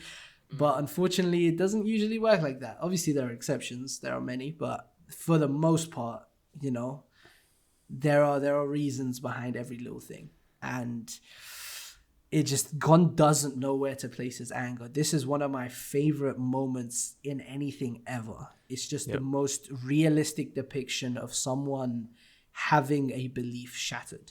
Like, he thought things were a certain way, but no, they were the other way. And it's just like, damn. And part of me wonders what would have changed if, like, Zeno was to have, like, because we know, wrapping back to Zeno real quick, he did kind of hold back what he wanted to say to Gon and Killua. Yes, he did. Referring Pito. That was very apparent as well. Where, like, he had the information on what's happening. Like, he was there when Meruem and Netero decided to go fight elsewhere, right? Yeah. But he holds back. The narrator for even says that they were, like, really shocked by what they were looking at, I'm pretty sure. Yep. Yeah. Yeah, so, I don't know. It's interesting to me, one, because, like, that's some interesting characterization on Zeno's part that we didn't really have prior. Like, he's kind of one of the more caring Zoldycks, and just from that scene alone, right? Like, or considerate, rather, maybe is the best word to throw out there. But part of me wondered, like, maybe he withheld that information knowing that it would, like, break Gon's mind if you were to kind of just, like, reveal everything right there. Maybe he just wanted him to find out for himself because of that. Kids gotta learn, possible, yeah. Yeah, kids gotta learn, right? Like, maybe that's kind of like that's a like big thing in this arc, within him. Yeah. No, it's huge everywhere in this arc. It's like this is the arc where boys became men. You know, they learn. For sure. I thought it was interesting though, and it's something I think about still to this day. Like, what would have changed if he would just be told and given the very beforehand. fascinating. Yeah, it is a good question. Yeah, I wonder. Yeah, you got me thinking now too. Gon loses his mind when this is explained because he just cannot comprehend what is happening before him. It just makes no sense. Like, how dare you? You killed Kite. How dare you? And this is a very amplified version of the Nobunaga moment from York New City, where Gon comes to the realization of, like, okay, you care that Uvo died, your friend, but you don't care about the other people that you've killed over your many years of killing people. And this... I mean, this is just amplified to 100. That's the best part about it, though. Like, back in York New with Nobunaga, that was not personal to Gon. He didn't know any of the people that the Phantom Troop killed, so he didn't care as much. But now that, like, one of his, like, father figures essentially got murdered, right, by this ant, he all of a sudden just loses his mind over it because it's connected to him, and again goes to show the selfishness that Gon has kind of developed over the course of the series now. Yeah, and I love that you specified ants, because that's how he's viewing things, right? This is an ant. This isn't this isn't someone capable of his, like, with Nobunaga, it's a bit easier to stomach because that's a person, right? Like, we spoke about Bino earlier on, and he knows Bino has done very, very terrible things, but he feels like he can change, and he rubs off on him, and Bino does have that little redemption, and he could probably extend that same favor to Nobunaga and the rest of the Phantom Troop, if they showed promise in his eyes, but with Pito, he's kind of using that as like a scapegoat, as like a justification to himself. This is an ant. This is not a person. So, and that leads into the Chimera Ant themes as a whole, where do we, especially the Chimera Ants that kind of have the changes of heart, right? Like, do we, what do we do with them, right? Like, what's the moral compass? What is a human? Right? I mean, he's already it's already super hypocritical because they have Melioron and Ikalgo on their team. Yeah, you know what I mean? So Gon's kind of a hypocrite there in that sense. He's not thinking logically. He doesn't care about logic right now. He's just lost. Yeah, he's just lost. That's a good way to put it. Yeah, ironic as well, because, like, what makes him lose his mind is that he cannot see the logic in what's in front of him. So it's just crazy. Yeah. But he flares his aura, and he's about to attack despite the human girl in front of him. And Killua stops him before he goes too far. Pito then breaks their own arm to show their resolve towards healing this girl. and like he's like, what am I looking at right Mm-hmm. now? Did they really just do that? Like, Yeah, what that the face. hell? You know, we all know it. The face in both the manga and the anime. I love it in the anime especially, where it kind of like morphs into that iconic expression. But yeah, it's Gon is not Okay. happy about what he's seeing. He begins to charge Jajanken until Killua stops him once again, and we get in contention for the saddest moment in the series. Gon tells Killua that he has it easy since Kite meant nothing to him. So yeah, Dude. everything we were talking about earlier just like fully bubbled to the surface. Yeah, we get that, you know, depressing expression from Killua in both the manga and the anime, but the anime especially has that like beautiful art style. Killua leaves the room with Melioron deeply saddened by those words, and Gon agrees to give Pito 1 hour to heal Komugi. And then they will run back to Peijin to heal Kite. So... one singular hour. a singular hour, and But we do learn internally that that's actually more than enough time. Pito is just kind of fainting. That's exactly what it is. I think that once again shows the difference in them, right? And it kind of does remind you that in some ways, obviously, Pito, I mean, obviously, not to say ants aren't, you know, sentient beings who are, you know, have rational thought and all that, but it does show that Pito is an ant and Gon is a child who, you know, like, he might do terrible like things in this moment. He did literally threaten to kill Komugi in that moment, but he's not conniving. He's not like underhanded. He's not expecting. He's easy to play with. You know what I mean? right. And Pito takes advantage of that, and Gon also foolishly believes that, you know, that Pito is being genuine with her words. And, you know, it's not super foolish because, you know, Pito did make a strong case for themselves with breaking the arm and everything else in that moment. So, yeah. Yeah, for sure. It's all very calculated on both ends. Well, not really on Gon's end, but... Yeah. While waiting, Gon senses Shiapoof approaching from behind and prepares to attack Komugi in response. So yeah, he's just fully off the rails. And that's just, that's like an immediate response. That's just like, that's what I'll do. Like, he doesn't even have to consider it. He's, it's insane. It's Gon like, is gone here. Yeah, Gon is gone. Yeah. Gon is gone. Yeah, Neferpito tells Poof to stand down, and he reluctantly does so because obviously Poof has his own agenda. Funniest dude in the series. Low-key, in a very unique way, Yeah, it just absolutely kills me because he's standing there like, yo, kid, kill her, please. I want. Right. Gon is calling all the shots here and tells Poof not to say anything, but he does allow Pito to brief him on what is going on in front of him. They think they're slick and try to sneakily share some information regarding the king during this exchange. And, you know, maybe I was wrong with what I just said about Gon, you know, being childish and not, you know, being easy to play with. Because he does see right through it. He sees right through it and tells Knuckle, who also entered the room briefly, about where Poof was likely heading. And then he deducts 10 minutes from Pito's time for trying to defy him. Very king-like in his acting here. Yeah, very much he's so. Making obviously. demands. Yeah, very much so. Shortly before the 50 minutes expire, Gon declares Neferpito is done. And when Pito interjects to ask if they can fill Komugi in on the situation, Gon once again, casually, you know, without a second thought, threatens to kill Komugi if they speak out of turn again. Yeah. Yep. It's just classic Chimera Ant Gon behavior. Oh, yeah. It's like the fourth time he's threatened to kill her. Yeah. He declines Knuckles' offer to use Hakower on Pito, leaving Komugi to him as a hostage instead. And the two start running towards Peijin.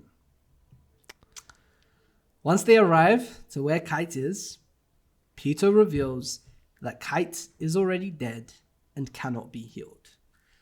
Gon despairs and loses himself completely. This is it. He got lost in himself and all this effort to try and get to this point, and there's nothing that can be done. Didn't even matter. Yep. That would break any man, I feel like, but especially for Gon, especially man. a kid, and especially a kid named Gon. Yeah. Yeah. Man, that's it. My favorite spread in the series right here. With just the it's spam actually of- after this next bullet point, but yeah. Oh, okay, yeah. You're right. Yeah. I just love in general how slow it is. How slow it, Yep. how much time it takes for the realization to sink in. He's like, Kai dead? You sure? Yeah. Wait, Kai is no dead? way. Yeah, it's like, damn. Pito summons Dr. Blythe to heal their broken arm, but even in that moment, Gon convinces himself for just a second that Pito was lying and is actually about to use their ability to heal Kites.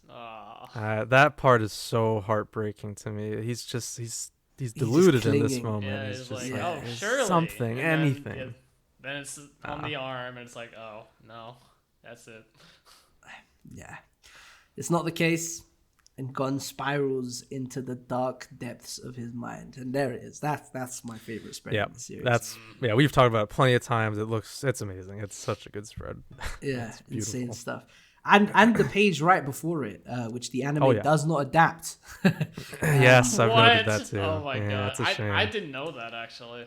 Yeah, the page right before it, the flashback to Kite, chapter 1. Yeah. Oh, All good hunters get along well with animals, and obviously Pito being a feline creature, Beautiful. It's Pito being a God, cat, it's not like not so different to the fox bear from chapter 1.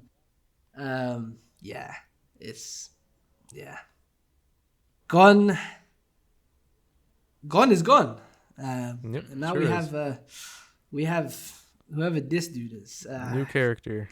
New character shows up. Yeah. His aura is running out of control from his body as he said that he doesn't care anymore and demands all the power he will ever attain in his life to be given to him right now, no matter the cost. He will pay it. This is such a like we've had the Nen contract mechanic ever since York New with Kurapika. I love the fact that they are the only two Nen contracts we know in the series because I just love their dynamic.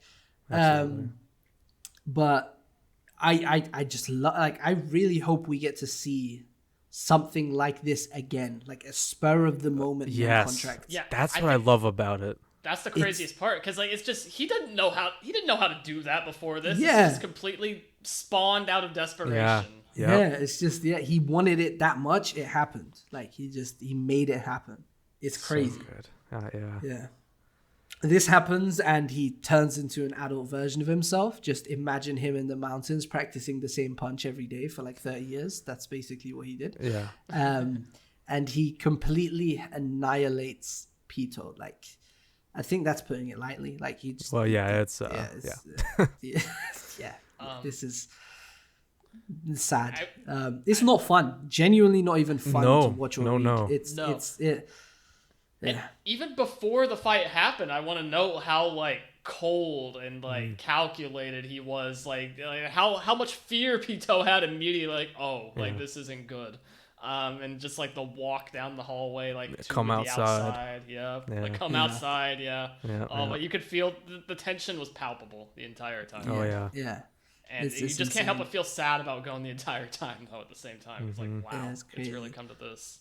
In the anime, like right before they show Gon, they pan over Pito's shoulder, and I just want to make note of that because every time I watch that episode, I try to look over her shoulder. Like I move my body physically to try. Oh yeah, it's like a jump scare. Yeah. It's hilarious. And as he is just absolutely ragdolling Pito in just the most brutal, heinous way imaginable, Pito is just happy, elated even, that this power is being used on them rather than the king, as they internally recognize that this, this is at the cost of his life. This won't last until he would get back to I forget exactly where they had moved to. They're not an NGO anymore. Wherever the palace is, I forgot the name of the country. East Gorto. East Goto, exactly. It won't last for him to get back there. And, proof that it won't last is that, Killua is here at max speed. He is so frantic that this is literally the only time we hear his footsteps in Godspeed, I'm pretty sure, because he usually silences them.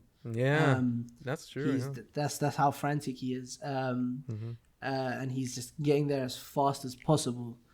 And he arrives just as Gon delivers the final blow to Pito's non-existent head. And, nothing left. I did it just the way you told me to, Kai. Damn. Gon looks at him with tears in his eyes in one of my favorite shots and panels in the series. And Pito's corpse starts moving again. Thanks to a post-mortem Nen ability called Terpiscora. Well, this is crazy. This is the first use of post-mortem Nen, I think. On screen, yeah. On screen. First use of post-mortem Nen on screen, which is very dope because, we're talking about how much Greed Isalnd ties into Chimera Ant, and now we have, Chimera Ant establishing things that will be super important to the following arc. So, well, not actually not. The one after it, yeah. Yeah. in the distant future. In the distant future, yeah. Pito's corpse starts... Oh, sorry. Uses a post-mortem Nen ability called Terpiscora and lunges at Gon. Killua pushes him out of the way, but Gon still gets an arm ripped off from this. And this brings full circle the whole Gon arm thing. Gon's always got a damaged arm or a lost arm, but this time he loses it, He does, I guess, lose it temporarily in Greed Isalnd, but the severity of the injury just gradually increases. Right. Until here. Because it's a broken arm like way earlier than that from for Hanzo breaks his arm. I'm pretty sure. And then again in Heaven's Arena. Yeah, Heaven's Arena breaks his arm exactly. And then Greed Isalnd, he loses a hand and messes up his arm. The whole arm. Yeah. Now he loses the whole arm. And Gon claims that he's happy it went this way. And, in a twisted way, I do think he genuinely is in the moment. I think in that moment he is telling the truth for sure. Yeah, I do think he is. I feel like it's kind of like it's like an adrenaline rush sort of thing, right? Like you haven't really processed it because obviously later on looking back on it, he's not happy, definitely not. But in this moment, he's riding the high of the taste of vengeance. He's enjoying it.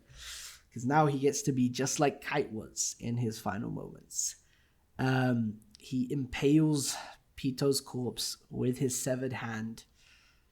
And that's that scream as he does that.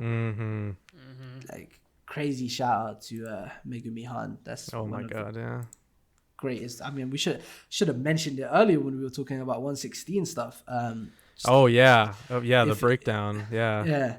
I don't know if I'd love this character as much as I do without that performance. Genuinely, like they bring amazing bring it to life performance. And probably my favorite voice acting performance of all time.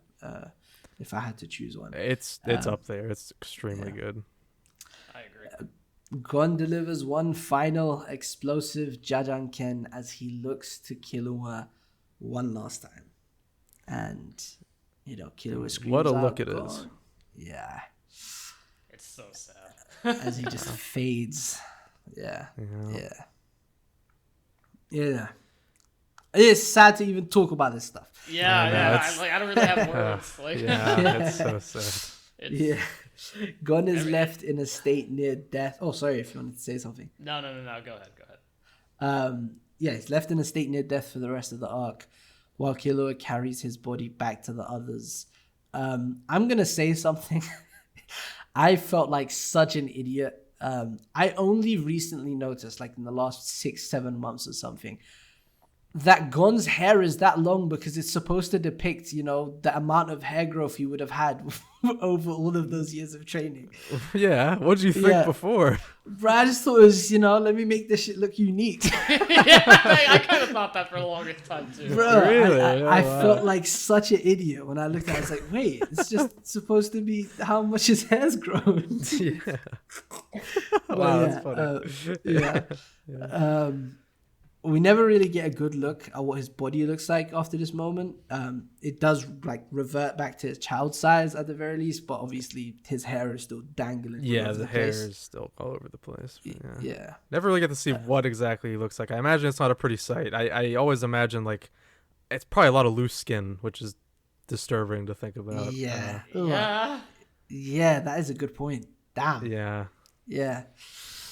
But that is the Chimera Ant arc through the eyes of Gon, Freecss, which is so interesting because we were talking before we started recording about this, how this arc has so much going on. We got Netero versus Meruem in general we don't even talk about here. There's all these other ants, Ikalgo, Welfin, yada yada. But when you look at it through Gon's eyes, it's Pito. That's it. Yeah. It's That's just the arc. Pito. Pito and Kaige. Yeah. And wow, what? That's just amazing. It's so incredible and such a bold choice to have the main character have such a focused narrative through this major arc while all the side characters are doing the real important parts.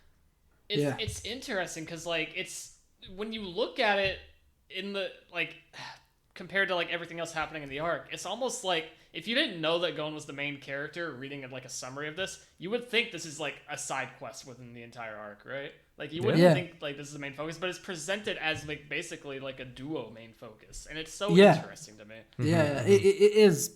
I would say it is the main focus, just because in terms of like just presentation, it is proportionally the most. Like there are times where it does go back and forth with Meruem and Netero, but that's also just one thing. There's like multiple other things that are going on at the same time, but no other character has the same share as Gon. But still, he's still like disconnected from the others who are constantly interacting with each other and engaging with each other. So it's just it's so cool. And it's one thing I will give him though. Like, even though it is disconnected, one thing I will say is that if it wasn't for Gon, I do think this arc would have been a failure for the protagonist. If it wasn't for Gon keeping Pito at bay for that entire time, I don't think things would have went as smoothly as they did. I agree. They couldn't have dealt with one more player on the opposite side. Like they were already dealing with too much. Yeah. That each one of those players are damn army by themselves. So exactly. Yeah. So he, shout outs to Gon. In terms of just like from a logistic perspective, he did his job. Netero knew what he was doing at that point. Yeah, he did. Yeah. But Chimera Ant arc. Yeah. Yep. It's what can you say about it? It's just the best. Yeah, I feel like if we wanted to sit here and like get into like really granular detail and really microanalyze things, we would be here for literally days. It's something you can just talk about forever. Every one of the bullet points we have is like a conversation in of itself for this. Yeah, exactly. Yeah. So I'm happy with as much of it as I've said, but obviously I'm sure like thinking back on the discussion, I'll be like, damn, why didn't I bring this up? But, we'll swing back around when we do like miscellaneous thoughts near the end, but let's get through the rest for now. Yeah. All right, so handing it over to whoever wants to go and take it with the election arc. Dylan. So I can cover that. And funny enough, Chairman election arc for Gon kind of just starts at the end of it because he's kind of unconscious for pretty much the entirety of the arc. I will say though, despite being unconscious, I love how his off-screen presence is basically the arc. Like he's massively impacting the election itself. Lots of like talking about him. Killua's entire stories about him. Like the arc is still all about him, but obviously his eyes open right at the very end. Right, exactly. Central focus the entire time. And to briefly summarize the chairman election arc, I guess, if any listeners have bad memory or whatever. The entire arc is centered around the chairman election arc, obviously, where there's an election for the Hunter Association spot on there. And there's a lot of conflict that happens there with Jing and Leorio, and a lot of that revolves around Gon's status as well. And you also have, away from that even, the whole story with Killua and Alika, and, their whole story. And at this point, we're down to just Leorio and Pariston for the election. Yeah. Right. When We're Gon down to wakes Leorio. up, yep. Yeah, down to Leorio and Pariston, and then obviously Killua wants to bring Alika to Gon in order to attempt to heal him from. Yeah. Because she has a thing in her from the Dark Continent, which we know now, Nanika, who has wish-granting abilities. Yes. And a side shout out to my boy Hisoka. He's just like, he's just like, do I really help Illumi? Do I not? What's going on? What should I do right now? It's just the funniest thing ever, bro. He's just like, I want Gon alive though. It's like, He's like, Gon alive would be kind of nice. It's really funny, but so all that happens in chairman election. I won't go over it, in detail because Gon's not really involved. Yeah, it's not his story. But we will go to the end here to start with, because that's when Gon is actually kind of active. In which Gon is healed by Killua's sister, Alika / Nautica, as the arc eventually wraps back around to. And as soon as Gon is healed, and him and Killua kind of share a moment together, he basically immediately heads to the Hunter Association building where the final debate is happening between Pariston and Leorio. And I don't. Admittedly, I don't remember a lot of the contents of the actual debate, but I'm sure Leorio's crowd support is still based entirely almost around like him sticking up for Gon, being his friend and all that. Yeah, exactly. Yeah.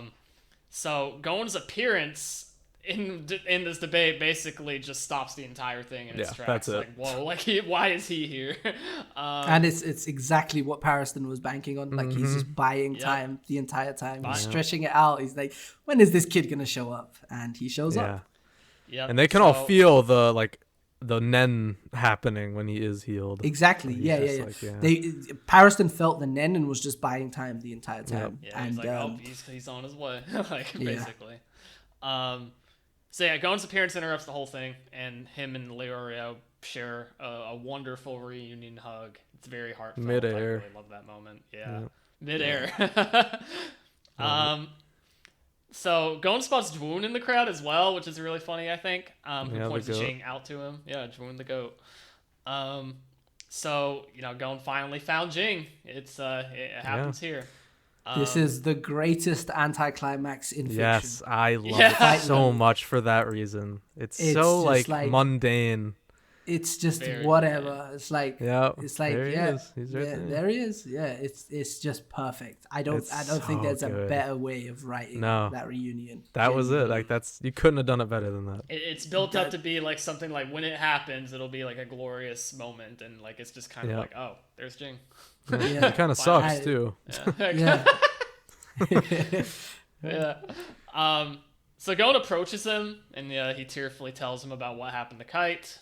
Jing kind of, I don't even know the right word to describe how Jing's response is to him. He's just very like, I don't know the word for it. He's just kind of weird. Like he's just he's socially awkward. But honestly, we rag on Jing for being a terrible father and all that, but I find him really impressive in this moment. He's doing decent here. Yeah, it reads to me like he's like, I haven't actually like. It reads to me almost as he's like, I don't like actually know how to be a father figure. Yeah, for sure. But at the same time, though, like the advice he gives him is really on point. I think like he tells him like how to approach apologizing to a friend. Yeah, it's like it's a surprisingly fatherly moment for him because I don't really view him as Gon's father like that. It doesn't really register that way, but it's kind of impressive how he just picks up into it straight away. It's just he's definitely very socially awkward, and like if Gon chose the different card and met him one-on-one, I think it would be a very different reunion. But the fact that it's in front of an entire crowd and everything, it's Yeah. you know, Jing ain't good with that, and No. you know, we hate to see it, but you know, I also love him for it. It makes him a much more interesting character. Yeah. To me. No, And I we'll get agree. the real moment we've been waiting for on top of the world tree later. Yeah, exactly. this is- But yeah, so Jing tells Gon it's not his fault, you know, not really much he could have done in that situation, right? So they have that little moment. And Leorio, knowing that Gon is healed now and he really could give less of a shit about the Hunter Association at this point, he drops out of the race and leaves with his That's buddy. it. So the crowd boos him for this. Why are you booing him? He's right. No. They're booing Jing. Sorry. Oh, they're booing Jing. Okay, Yeah. yeah, no, never No, they mind. don't They're really. right. Yeah. So after being booed by the crowd, Jing tells him that he will wait right there for them so they can talk more. Yeah. Yeah, that's We'll see kind of about that. Yeah, Pearson's the chairman. Congratulations. Yeah, for like 5 For seconds. for a couple seconds. Yeah. So yeah, That like is like, it's just Togashi's writing style, right? Because he gives us the big series anticlimax, and then he does that for the arc itself right Yeah. after, like Yep. for the election. None of it mattered. Yeah. So going off from there, if people recall from Chimera Ant, Kite is like technically alive still, kind of, Yeah. sort of. This all happened off screen to Gon, but they found out earlier in this arc what was going on with Kite. And Yeah, once so, again, what I just said, it's like Togashi's so good at this. It's like you said, nothing matters, but also everything matters. Yeah. There's like a duality there. Like it's the detours, which we'll talk about shortly. Yep. But the kite being alive thing just retroactively makes Chimera Ant gone even more of like a what the hell? Like if this was for nothing. Like, what Yeah. was that? Yeah. So Yeah. to briefly explain that, you guys can correct me if I miss any details on this, but essentially there was like another child that was found within the queen's corpse that Colt kind of took upon himself to raise. Yes. You know, kind of turning that new leaf by that A point, very right? human-looking baby. Very Yeah. human-looking baby. Like, it does not look like a typical ant, right? No. There's no discerning features. I'm pretty sure I don't want to like get this wrong. I'm pretty sure it's like Meruem's twin or something. It's something along those lines. Yeah, I don't want to get that wrong. So maybe someone in the comments can correct me on the particulars of that. Yeah. I forgot exactly. I'll check after the podcast because I'm interested now. Yeah. I'm interested too. But essentially, this baby grows up very fast, like an ant, and you know, it's kind of just like a preteen kind of now. I think by this point or something like that. I don't know the exact age. Yeah. relative to Around like young teen, something young like that. adult, maybe. I don't know. I don't Basically, wanna go that far, but yeah.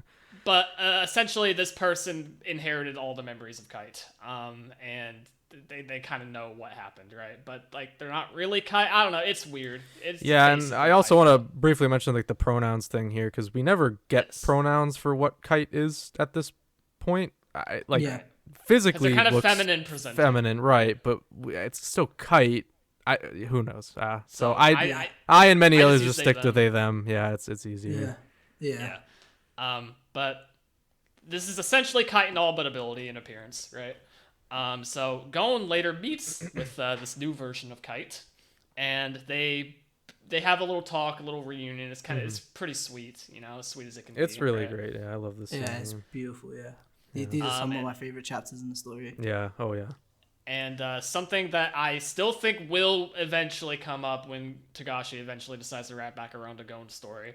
They both agree that they both need more training, and they promise to protect each other by fighting side by side. One day. One day they'll reunite and they'll Gyro. fight together again.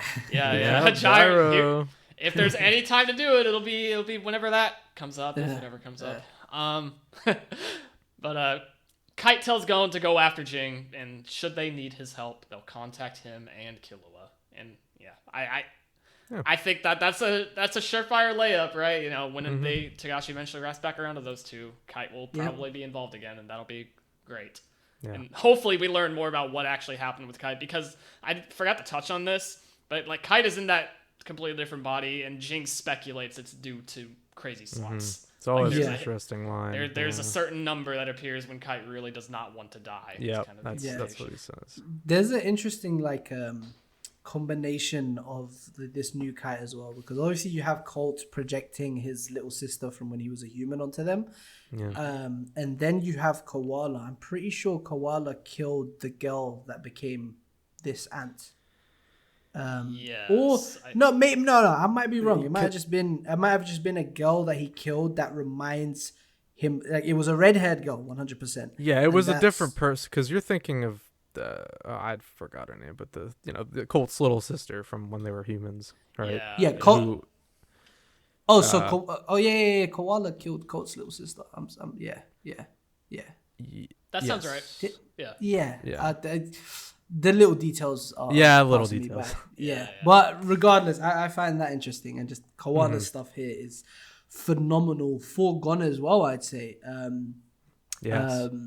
One of my favorite pages in the entire story. Me too. I know exactly what you're gonna say. It seems small things, infinitesimally small things, are needed to build the whole universe, and I think that just tangentially ties into just the theming of the story as a whole. This is a coming of age story about Gon. It's very much a story about children and growing up, and parentage and all of that sort of stuff. And I adore this stuff so much. But yeah, sorry, continue. No, you're good. I think it's all really interesting stuff too, and I'm sure there'll be more to come in the future of Hunter x Hunter on Kite and their relationship with Gon and Killua. But yeah, I definitely in the miscellaneous, I have some thoughts I'm excited to share. Yeah, but like you said, it's pretty anticlimactic on things to consider everything that happened to Gon within, and like for this arc specifically, just kind of being like, oh yeah, Kite, you could see him going, like, you did all that for very selfish reasons and for nothing. Congratulations. Yep. Yeah. But so at Kite's kind of push for this, Gon eventually goes to meet Jing, but is informed by Beans that he's already left and will wait for him at the top of the world tree. So putting that there already. Yep. Gon, Killua, and Alika all then head to the world tree, sharing one more adventure together. Very bittersweet stuff. Because it's palpable at this point. They're gonna separate. It's sad. And even though it's not shown on screen, at some point during this trip, Gon does apologize to Killua for his actions in the previous arc, which deserved. Controversial for it to be off screen, but I personally don't really mind. I figure if it was important enough to be shown, Togashi would have shown it, but Yeah, I don't really mind it. I think I think it makes the scene itself hit more. I feel like it wouldn't tonally really fit in if it was there, if we had this like apology in that moment, because they're just about to say farewell. It would be like too much. It would be too much at once, I'd say. But who knows? It depends on execution at the end of the day. So I wouldn't be totally against it. But I never missed it, to be fair. I didn't really. It didn't really cross my mind that this was off screen and that sucks. I never really thought about it like that. So once they reach the world tree, Gon and Killua then say their goodbyes while promising to stay in touch and always be friends. So despite everything they've been through together, despite the toxic relationship they kind of had with each other, at the end of the day, they still care about each other and they will see each other again. And I fully believe that. Of course, 100%. And Killua's journey finally begins, and I'm so happy for him because he's found his purpose. This is the beginning. He's traveling with Alika now. Yeah, it's awesome. Beautiful. And that's just so broken to be traveling with. Yeah. Yeah. Personal wish granter. Yep, it's insane. It's actually just nuts. Yeah, it's insane. We talked about that briefly, I believe, in the Killua Retrospective. Yeah, we did. But go check that out. Yeah. So once they say their goodbyes, it's finally time. Gon then climbs the world tree and meets Jing at the very top. Quickly want to say I just love the little brief moment at the bottom of the thing where he's like, "Yo, how old are you? You think you can challenge?" And he shows him the hunter card, and he's like, "A hunter at your age? Go on ahead." Right this way. Awesome. Just the little thing I love. Yeah. It's easy to forget because we spend so much time with super freaks of nature, with hunters, right? We spend so much time in that world, we forget that to like the vast majority of the population, our protagonists are, superhuman. So it's dope. Yeah. So he meets Jing at the very top, and they have a really nice talk, all things considered. They talk about how Jing first started out as a hunter and what he's looking for and why he is how he is, just kind of learning more about the character, right? And then he tells Gon about the Dark Continent and the fact that the Chimera Ants originated from said place, which makes all the sense in the world, honestly. He explains to Gon, through this, that the world is a vast place with so many secrets and that he should take his time and enjoy the detours. Geek fiction. Yeah. Enjoy the detours. Yeah. Isn't that what life is all about, right? Yeah. I want to bring up something in chapter 338 that I adore. So Jing uses a Pandora's box metaphor. Is like people with common sense don't open Pandora's box, right? Yeah. Basically saying that he isn't someone with common sense. And I think that was his test for Gon. Because he left him a Pandora's box, quite literally. He left him a box with Greed Isalnd, with all that stuff that literally requires Nen to open, which is the mark of a hunter. That's literally one of the hunter bylaws, is to have Nen, to be proficient in it. You've only truly passed the true hunter exam, as Wing says, once you learn Nen. So, it's like that was his test for Gon. Like he basically provided him the option. And this is one of my defenses for Jing in a way. I think, abandoning your kid is never good. For the most part, it is a negative thing. But I will say this. He took him to an environment with a good carer, with one of the best carers one could have in Mito. And he took him to this environment where Gon would have the freedom to choose his own path in life. And if he chooses to come after him, he has given him the path. If he chooses to, have common sense and not open Pandora's box, he will live out a normal life in Greed in Whale Island. Now, of course, he could have went about this much better. He could go and visit his kid. He could, be a better person in general in so many other ways and not so aloof and socially awkward. Absolutely. I'm not trying to say he's a good dad or anything. But it is one little defense that I will give him, or one thing I'll give credit to him for, is that, it kind of opens the whole philosophical debate of like, do you have kids when you have a profession like that? Because, you can't have your kid around with you when you're doing something like that. Doesn't mean you don't visit them. Still, I don't want to say like you should have abandoned him entirely. But I think you could make an argument that leaving him somewhere like Whale Island would be the more appropriate thing to do than carry him along.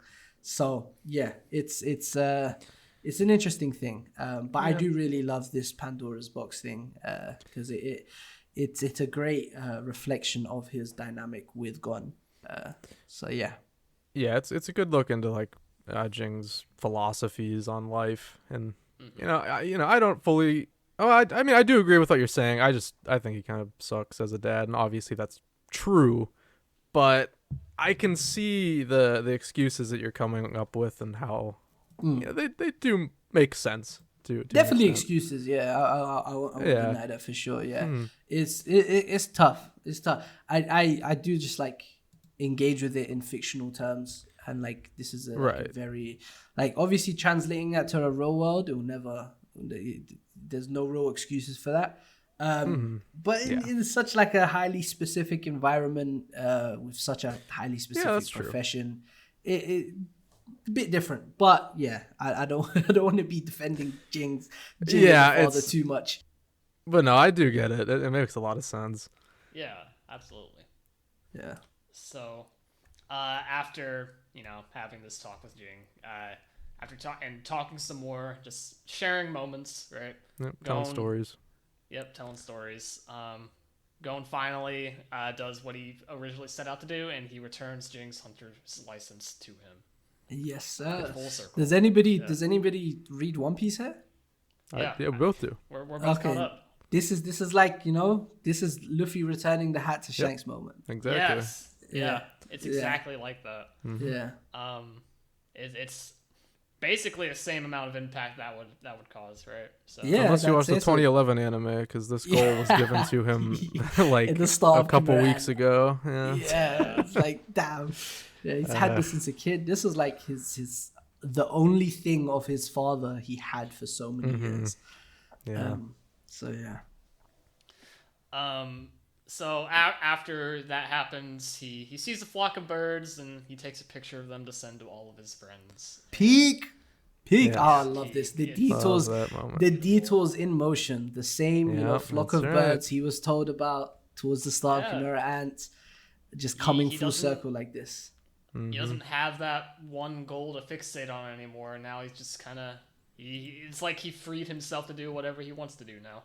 Yeah. So, and the first thing, I think it's very telling that the first thing now that he thinks of is he sees a flock of birds that he thinks is really pretty and wants to share to all of his friends. Like he goes back to like Kite there, right? He's in the spread. He's with Kite. Yes, he's with the whole he's with the whole group, team, the whole expedition team.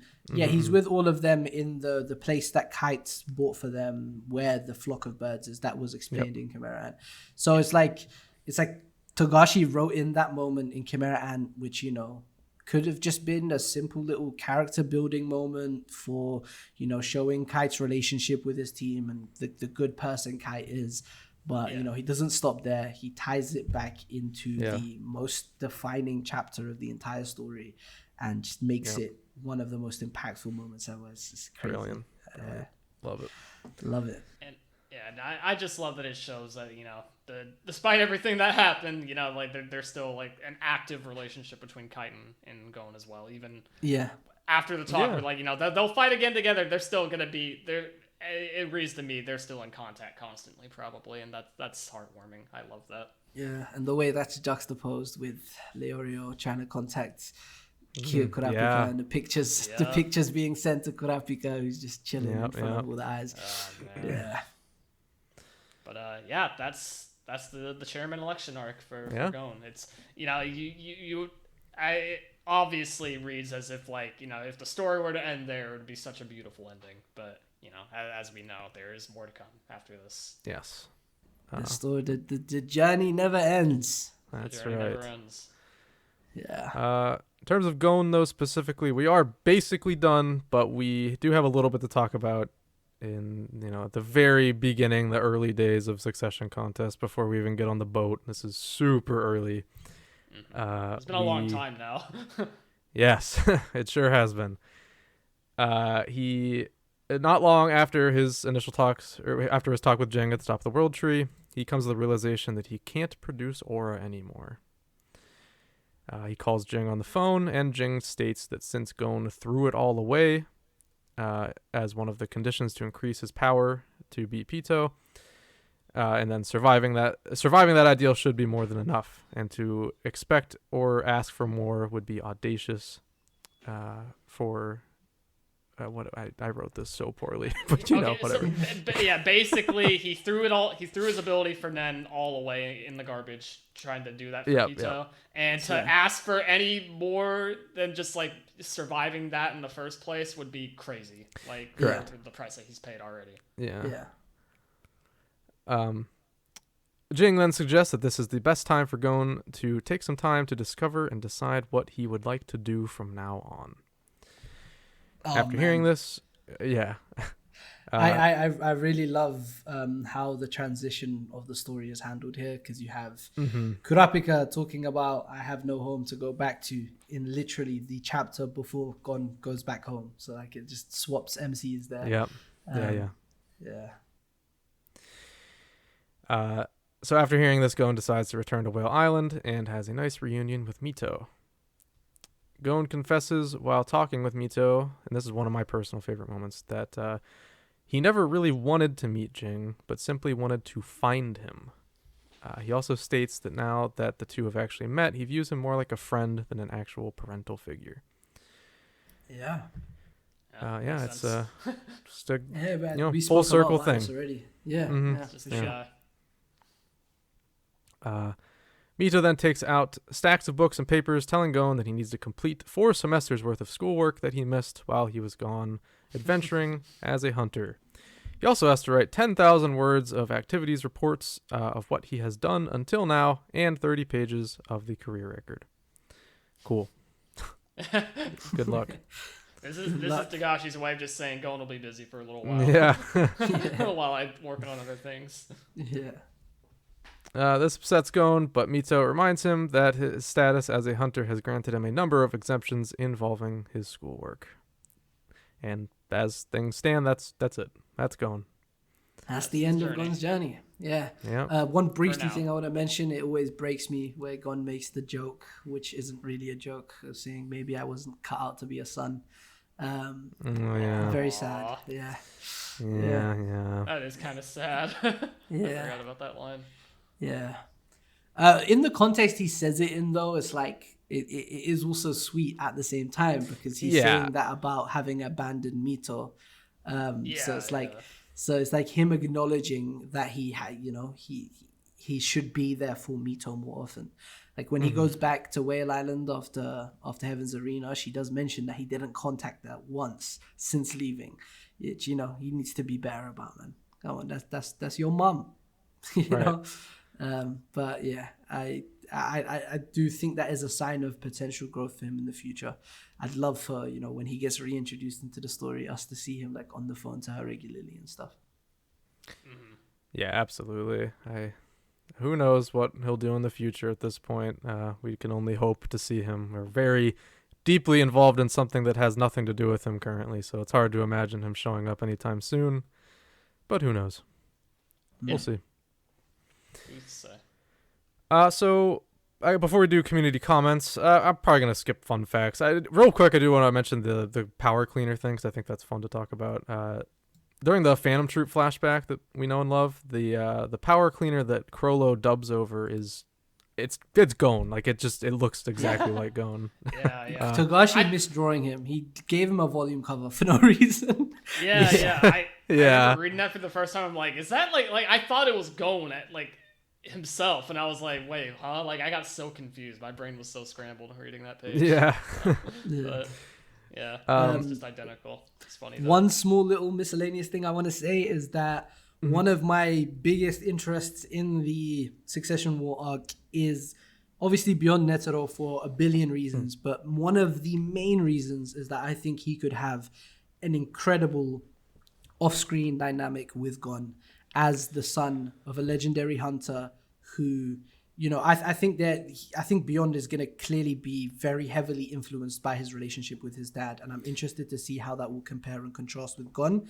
I feel like it might be a bit of an inversion where Jing was this ultimate enabler. You have Netero, who was the opposite, who was, holding back his son and not letting his son exercise his freedom and go to the Dark Continent and all that. So I'm really interested to see where Beyond will go and how it will tie into Gon in whatever way it might do. So that's something, one of my most anticipated things for this arc. Absolutely. Yeah, you brought that up before we started recording. It's not something I really considered before, but it's definitely true. They have a lot in common. I think there's, at the very least, if nothing more, there's some very interesting conversations that could happen between the two of them. Yeah, for sure. Definitely. Dylan, you have any miscellaneous things you want to share before we move on? I just think Gon is one of the most interesting characters in the entire series, and we've touched on him so much already throughout the discussion. I feel like I don't have a whole lot more to add that we haven't already touched on, but he's the best, right? And I really do hope that I really do hope that we see him again sooner rather than later. And I think with where the current arc is heading, we'll be reaching a climactic point for that arc sooner rather than later when Togashi decides to make more chapters. Yeah. But Tweet, please.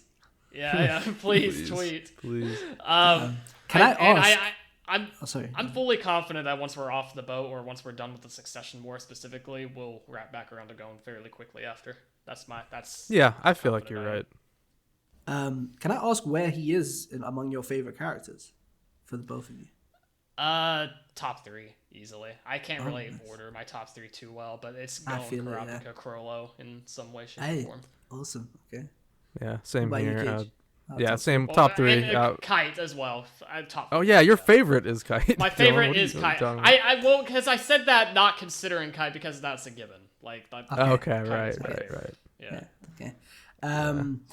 Awesome. He's been my top 1 for many years now. It used to be Kurapika back in like 2019ish, but he's slowly fallen like lower. He's like top 5 now, I think, maybe 6.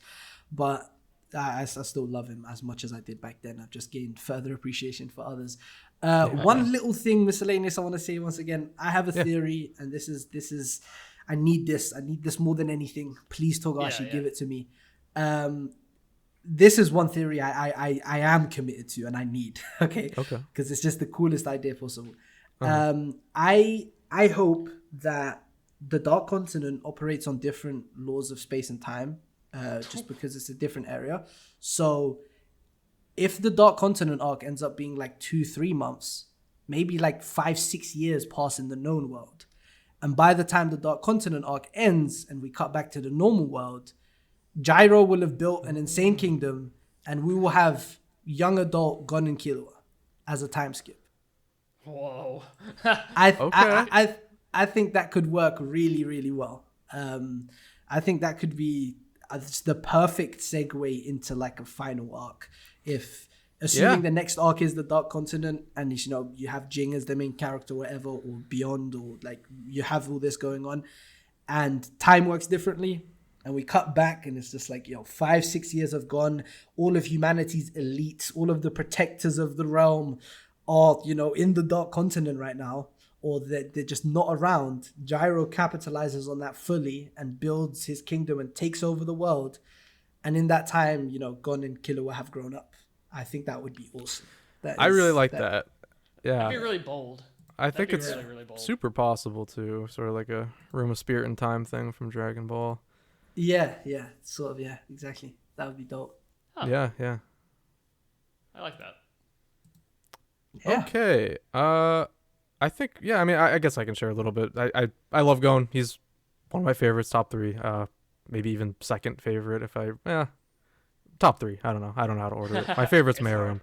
But yeah, I just love how incredibly complex he is. I love seeing his emotional journey and seeing him discover who he is and how he feels about the world, and then having it all come to a head in a, maybe incredibly depressing way, but it's how it happens, and it's very well done.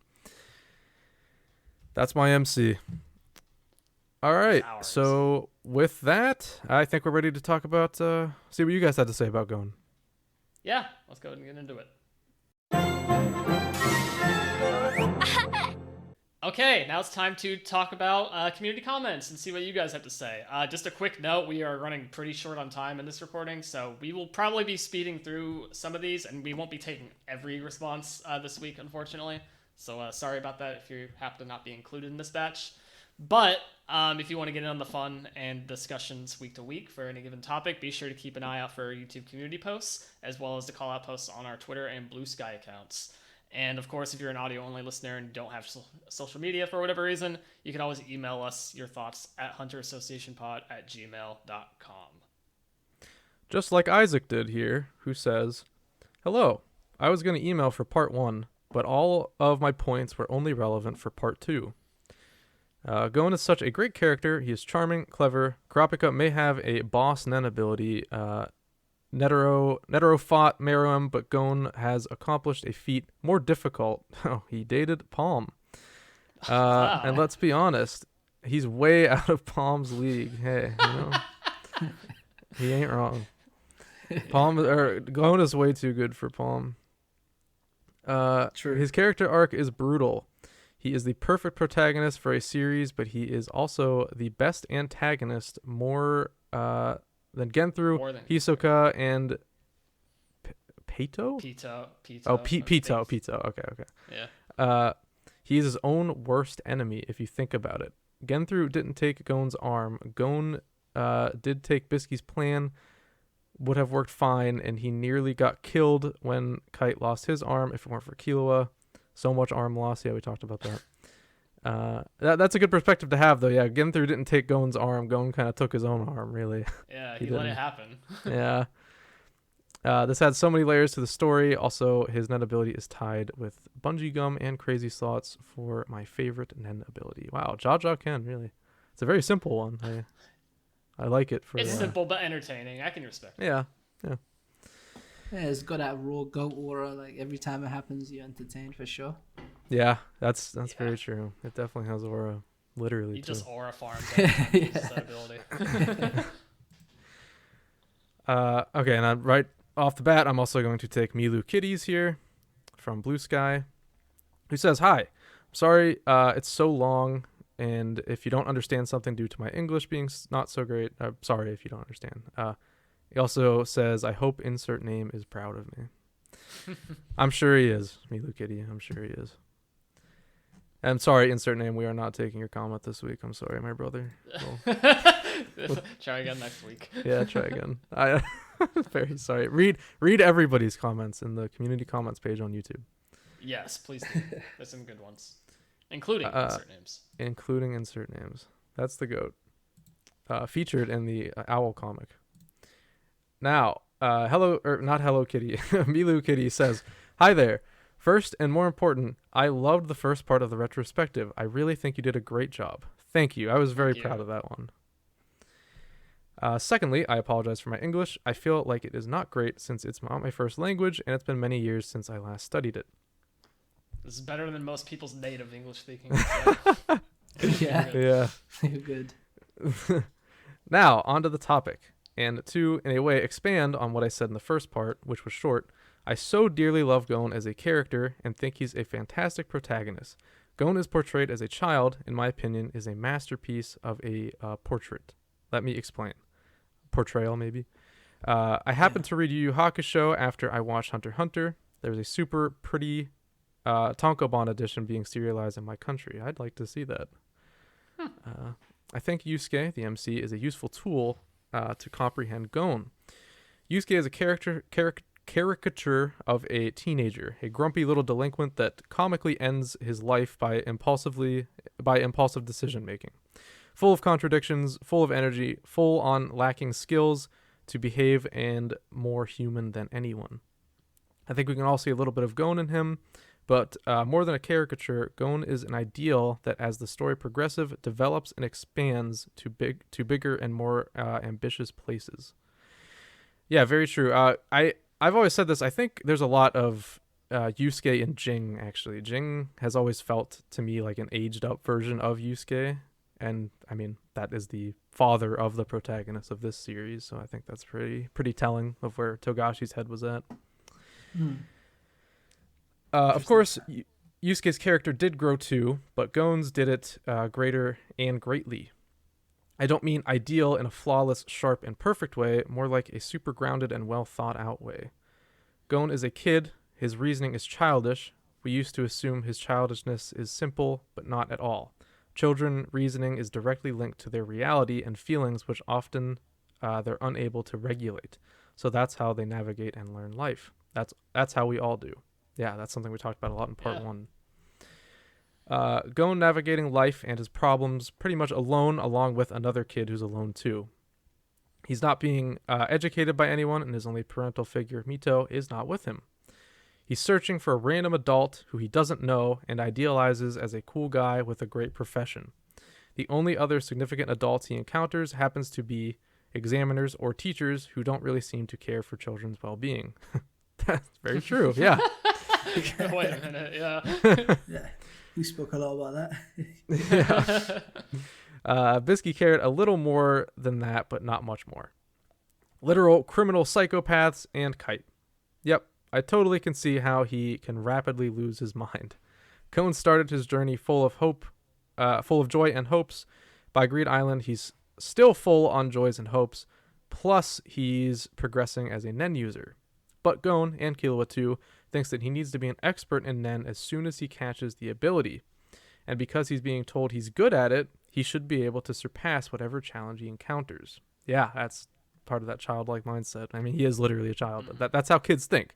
If they're told they're good at something, they're gonna get hung up on that. Reality, however, is slowly unraveling itself in other manners. Gon's being defeated over and over again.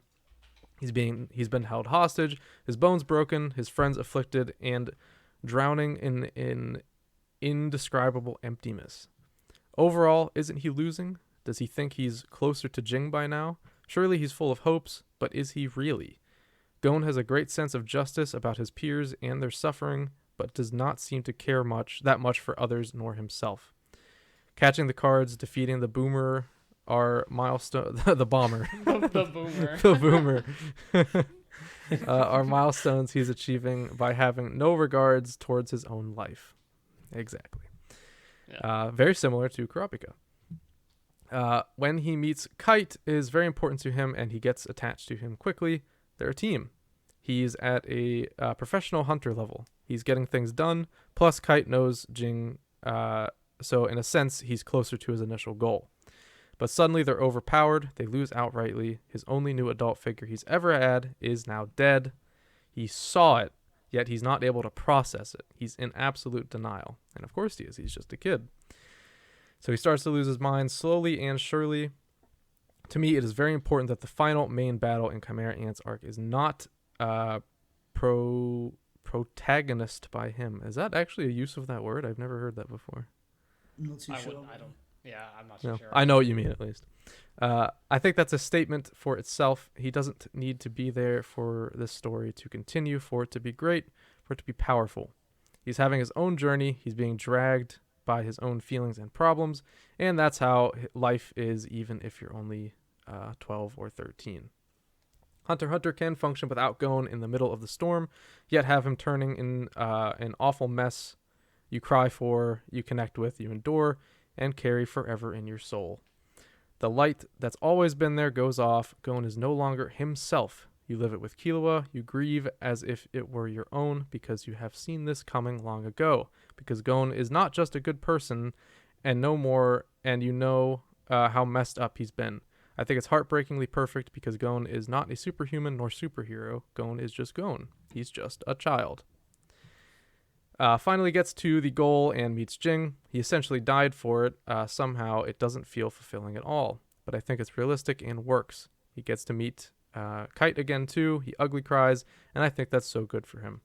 Finally, he gets to Whale Island and starts to live like a normal kid again. I'm happy with it for now. As am I. It's a good temporary conclusion. Even, if that is all we end up getting, if Hunter x Hunter doesn't properly end, I think Gon was left in a good place. Yeah, I'd say narratively speaking. Comes full circle for him still. It does. Even with all this. So, really good points though. Yeah, and a really beautiful summary overall. Yes, that was a very sweet comment. Thank you, Milu Kitty. Yeah, he is just a kid. He's just a kid. Okay, yeah, thank you for writing in. Really appreciate that. And yeah, your English was good. Yeah, don't worry about it. Yeah. Sure. Yeah, for sure. Okay, next comment, trying to get through these as fast as we can, is from My Balls Itch, of course, on YouTube. Sweet. Thank you for that. What a name. I think Greed Island is the first instance where we as viewers are given an actual example rather than characters contemplating regarding Gon's character. In particular, the scene during the famous dodgeball game where Killua's hands are discovered. It is set up as a rather heartwarming scene, but upon rewatch, I realized how messed up it was. Gon is willing to injure his best friend because his pride demands it, for a game, I might add. And Killua, due to his unhealthy dependency on Gon, gladly accepts. And I should clarify that, yes, I understand Killua almost died in the game, but Gon even forgets his anger toward Razor once he witnesses how strong Razor is. And that part specifically kind of I didn't even think about that also. He was kind of angry towards Razor for how he was how he was. Yeah, But very yeah, angry. seriously, He respects the strength. He's Yeah, like, this and is it's the that level my dad is at. My dad is stronger than this. It's Right. like, yeah. bingo.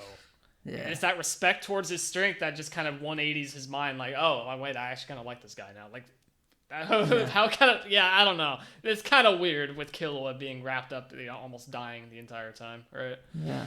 Killua is a tool to Gon in that fight and really nothing more. As harsh as that sounds, it is really the case. Yeah, absolutely. It's He's messed not up. thinking about him at all. I think it was always hinted that Gon is a rather selfish individual, of course, yeah. He does what he wants to do and how he wants to do it. Obviously, Gon is not malicious in his intent. That's just who he is. Hence why he is an enhancer. And I think I like this comment pointing this out too, because like we talk about all the time how like he never used like scissor and paper like in the series, right? When it comes to his Jajang Ken, but like I feel like that lends towards his more selfish personality, as we've kind of been like elaborating on as we talk about Gon. Like he just punches his way through everything. He doesn't give a crap. Like I don't know. Break through like, walls. Break through walls of his own accord. Yeah. Like Hunter exam when he broke through the wall to, get all his friends to pass. Yeah, and that's why he relies on rocks so much,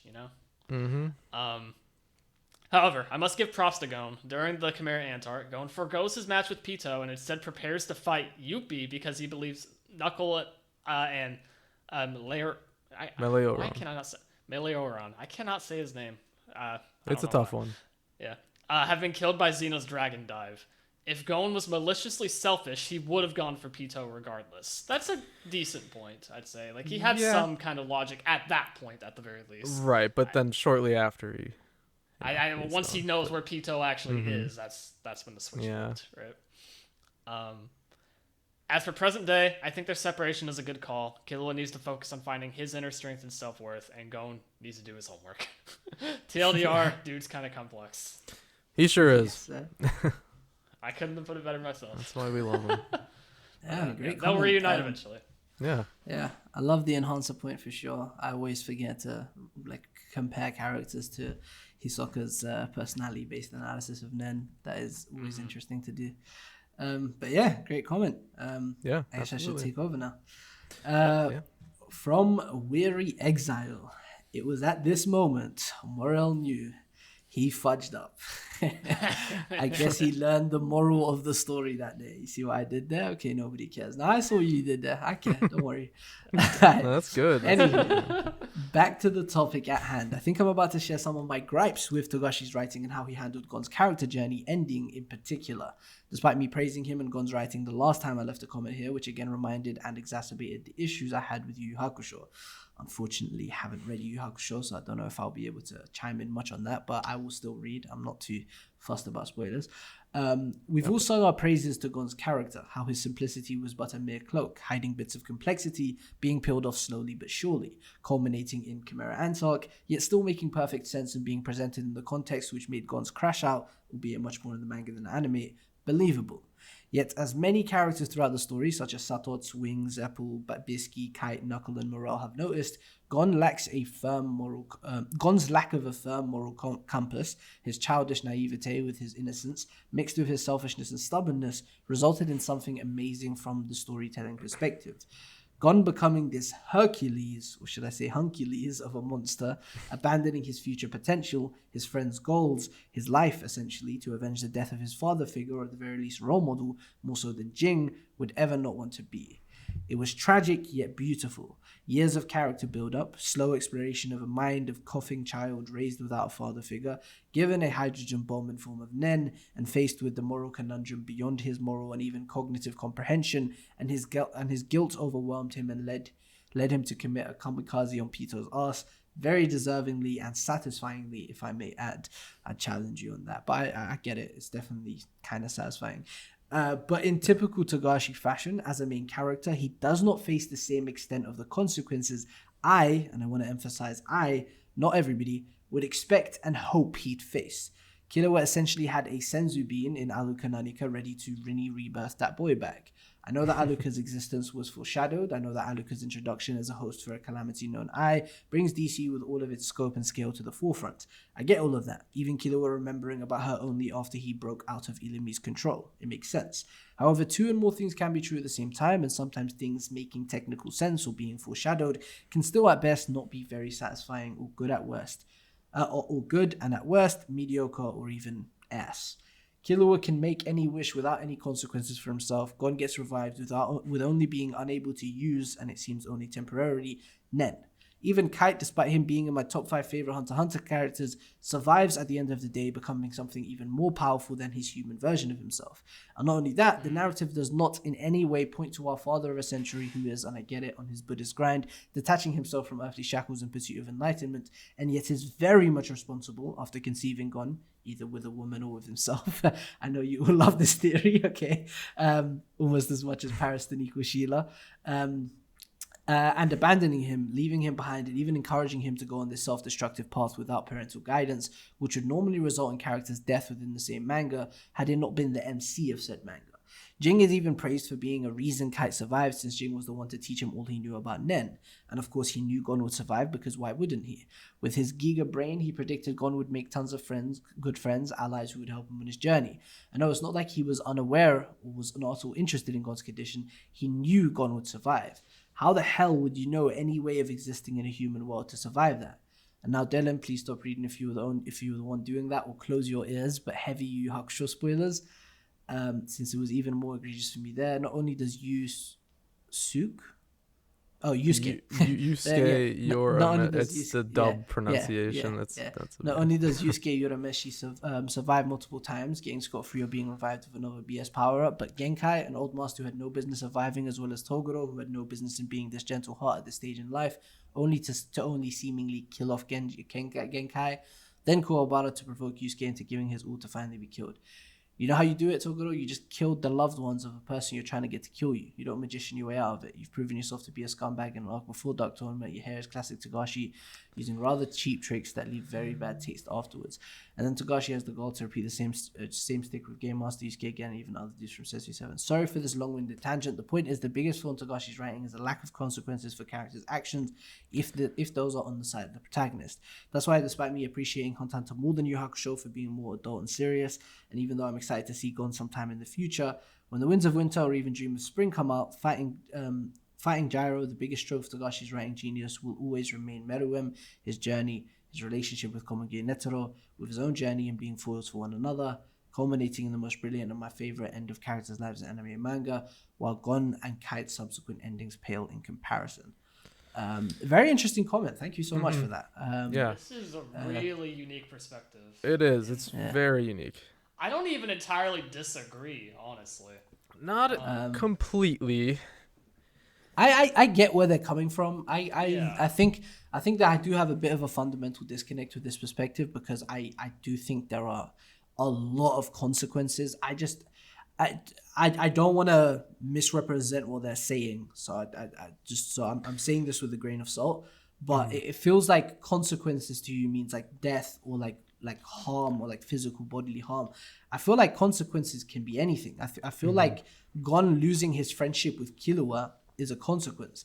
I think Gon, well, he doesn't lose it permanently, but you know what I mean. It'll never be the same though. Right. Yeah, it will never be the same. I think the way Gon met Jing is quite a consequence as well. He didn't get to have the kind of epic meeting that he had envisioned for himself. I think there's so many consequences to the fallout of Chimera Ant. But I understand. I fully appreciate what you're saying, because, like he said, things can make technical sense and still not be satisfying, and that's always going to be subjective and different for everybody. So I do respect it. It is very interesting. I haven't really thought about that much. I've never really had an issue with how Togashi handles consequences.